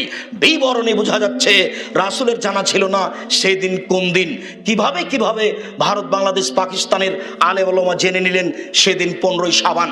তাই তারা কলকারখানা, অফিস আদালত, কোর্ট কাছারি, শিক্ষা প্রতিষ্ঠান বন্ধ রেখে রাতে গোসল করে আতর গোলাপ মেখে 15ই শাবান সিয়াম পালন করে। আপনার 15ই শাবান আমি সিয়াম পালন বন্ধ করতে আসিনি, আপনাকে অনুরোধ জানাচ্ছি যে রাসূল শাবান মাসে কেন বেশি বেশি সিয়াম থাকবেন। আপনি কি বলতে পারেন কেন? রিপোর্টের কারণে। তো বেশি থাকার প্রমাণ কি এটা নয় যে তার জানা ছিল না? জানলে তো ঠিক ওই দিনই করতেন। যেমন এদিকে সাপ্তাহিক জানেন, সাপ্তাহিক কিভাবে বোঝা গেল? সোমবার বৃহস্পতিবার নিজেই বলে গেলেন, তো ওখানে বলে দিতেন 15ই শাবান, ওখানে বলে দিতেন 10 শাবান। সম্মানিত দিনী ভাই বোন, সম্মানিত রাঙ্গামাটিবাসী, মনে কষ্ট নেবেন না, আপনার 15ই শাবান আমি বন্ধ করতে আসিনি, আপনি করেন। আপনাকে আমি যে কথা বলতে চাচ্ছি সেটা হলো এই, আল্লাহর নবী শাবান মাসে বেশি বেশি সিয়াম পালন করতেন কিনা এটা আপনি আগে প্রমাণ করবেন, তারপরে আপনি প্রমাণ করবেন আল্লাহর নবী শাবান মাসে বেশি সিয়াম থাকতেন কেন। রিপোর্ট ধরার জন্য আমরা সাধারণ খাদেম রিপোর্টের আশায় শাবান মাসে বেশি বেশি সিয়াম পালন করার চেষ্টা করি। মর্মে পৃথিবীর সকল দিনী ভাই বোনকে রিপোর্ট ধরার আশায় শাবান মাসে বেশি বেশি সিয়াম পালন করার অনুরোধ জানাচ্ছি। এই অংশে এসে আমার একটা দাবি থাকে, রাঙ্গামাটি এলাকাবাসী বরকল, তাই না, বরকল এলাকাবাসীকে, ভূষণ ছড়া বরকল এলাকাবাসীর কাছে আমার জোরালো দাবি যে, যেই বক্তব্য আমার মুখে ইউটিউবে দেখেছেন শুনেছেন, সেই বক্তব্যের উপরে আপনার কাছে জোরালো দাবি জানিয়ে যাচ্ছি। আমার মনে বড় সাধ, এদেশের মাটিতে আমি উন্নত মানের প্রতিষ্ঠান গড়বই গড়ব ইনশাআল্লাহ, যেখানে ছেলেমেয়েরা বাংলা, ইংরেজি, আরবি উন্নত মানের শিক্ষা অর্জন করে জাতির অন্যায়ের বিরুদ্ধে লড়বে মুখে কলমে মিডিয়ায়। আমার মনে বড় সাধ, এ দেশের মাটিতে আমি উন্নত মানের প্রতিষ্ঠান গড়বই ইনশাআল্লাহ, যেখানে ছেলেমেয়েরা বাংলা, ইংরেজি, আরবি উন্নত মানের শিক্ষা অর্জন করে জাতির অন্যায়ের বিরুদ্ধে লড়বে মুখে কলমে মিডিয়ায়। সেটাই হচ্ছে জামিয়া সালাফিয়া। জামিয়া সালাফিয়া ডাঙ্গিপাড়া পাওয়া রাজশাহী, জামিয়া সালাফিয়া রূপগঞ্জ নারায়ণগঞ্জ ঢাকা, জামিয়া সালাফিয়া 6 মাইল বাবুগঞ্জ বরিশাল, জামিয়া সালাফিয়া তেঘরা বিরল দিনাজপুর। এসব প্রতিষ্ঠানগুলি আমাদের চলমান অবস্থায় রয়েছে, কোনোটাতে কাজ চলছে, কোনোটাতে ছাত্রছাত্রী আছে। আপাতত জামিয়া সালাফিয়া ডাঙ্গিপাড়া পাওয়া রাজশাহী, জামিয়া সালাফিয়া হাটাবো বীরহাটাবো রূপগঞ্জ নারায়ণগঞ্জ ঢাকা, এই 2 প্রতিষ্ঠানে 3850 জন ছেলে মেয়ে আছে, যার 500 জন অসহায়, 200 জন এতিম। সব ছেলে মেয়ে ভিন্ন ভিন্ন স্থানে থাকে। 167 জন শিক্ষক শিক্ষিকা রয়েছেন, কর্মচারী রয়েছে, যাদের প্রতি মাসে বেতন লাগে 19,50,000, প্রায় বেতন লাগে 20 লক্ষ। অত্র প্রতিষ্ঠানে ছেলে মেয়েদের জন্য আবাসিক ভবন একান্ত জরুরি। বিশেষভাবে অত্র প্রতিষ্ঠান যেটা জামিয়া সালাফিয়া রূপগঞ্জ নারায়ণগঞ্জ ঢাকা, এইখানে পুরুষ শাখার জন্য এবং বিশাল এক মসজিদের জন্য, যে মসজিদের একতলায় 10,000 মানুষ সালাত আদায় করতে পারবে ইনশাআল্লাহ। এর জন্য আমরা জায়গা ক্রয় করছি, প্রায় 6 থেকে 800 শতক জমি আমাদের কিনতে হবে। 3.5 থেকে 400 শতক জমি প্রায় কিনা হয়ে গেছে, বাকি জমিগুলো আমরা কেনার জন্য প্রস্তুতি নিচ্ছি। জমি 1 শতকের দাম 2 লক্ষ থেকে 2.5 লক্ষ থেকে 3 লক্ষ হতে পারে বলে আমরা অনুমান করছি। যা আমরা কিনেছি সেগুলি 1.5 লক্ষ 2 লক্ষ এরকম পর্যায়ের কিনেছি। এইগুলিতে দিনী মুসলিম ভাই বোনকে আমরা অংশগ্রহণ করার জন্য অনুরোধ জানাচ্ছি। এই দিনী ভাই বোনকে অংশগ্রহণ করার অনুরোধ জানিয়ে দানের হাত প্রশস্ত করো, তো আমরা এইসব নাম্বারগুলি ব্যবহার করার জন্য অনুরোধ জানাচ্ছি। যেমন 2050113020436771। General fund Jamia Salafia, Jamia Salafia general fund, ইসলামী ব্যাংক বাংলাদেশ লিমিটেড রাজশাহী শাখা, ইসলামী ব্যাংক বাংলাদেশ লিমিটেড রাজশাহী শাখা জেনারেল ফান্ড। এছাড়াও বাইতুল হাম জামে মসজিদ। আমরা যদি কোনোদিন চট্টগ্রামে কোনো জায়গায় প্রতিষ্ঠান জামিয়া সালাফে করতে পারি, সেটা রাঙ্গামাটি হোক, সেটা বান্দরবন হোক, সেটা খাগড়াছড়ি হোক, সেটা আপনার কক্সবাজার হোক, সেটা চট্টগ্রাম হোক, সেখানেও থাকবে জামিয়া সালাফিয়া, সেখানেও থাকবে বাইতুল হাম জামে মসজিদ। বিশাল পরিকল্পনা আমাদের, সারা দেশে বাইতুল হাম জামে মসজিদ গড়ে উঠবে। প্রশংসার ঘর বাইতুল হাম জামে মসজিদ। বাইতুল হাম জামে মসজিদের জন্য যে অ্যাকাউন্ট নাম্বার ব্যবহার হয় 20501130436731 এটা হলো বাইতুল হাম জামে মসজিদ। এছাড়াও এতিম কল্যাণ ফান্ড রয়েছে, প্রায় 200 জন এতিম। এর জন্য 2050113043676100। এটা হচ্ছে এতিম কল্যাণ ফান্ড, সবটাই ইসলামী ব্যাংক বাংলাদেশ লিমিটেড রাজশাহী শাখা। এছাড়াও যেতে ব্যক্তিগত অ্যাকাউন্ট ব্যবহার হয় আল আরাফা ইসলামী ব্যাংক 0071120004027 আল আরাফা ইসলামী ব্যাংক রাজশাহী আব্দুর রাজ্জাক। এছাড়াও আমাদের পার্সোনাল নাম্বার রয়েছে। সব দিনই ভাই বোনকে আমরা মাসিক আল ইতেশাম পত্রিকা সংগ্রহ করার জন্য অনুরোধ জানাচ্ছি। 20-25 টাকা দিয়ে এই রাঙ্গামাটির সমস্ত দিনী ভাই বোনকে আমরা এই জামিয়া সালাফের মুখপাত্র পত্রিকাটি অংশগ্রহণ করার জন্য অনুরোধ জানাচ্ছি।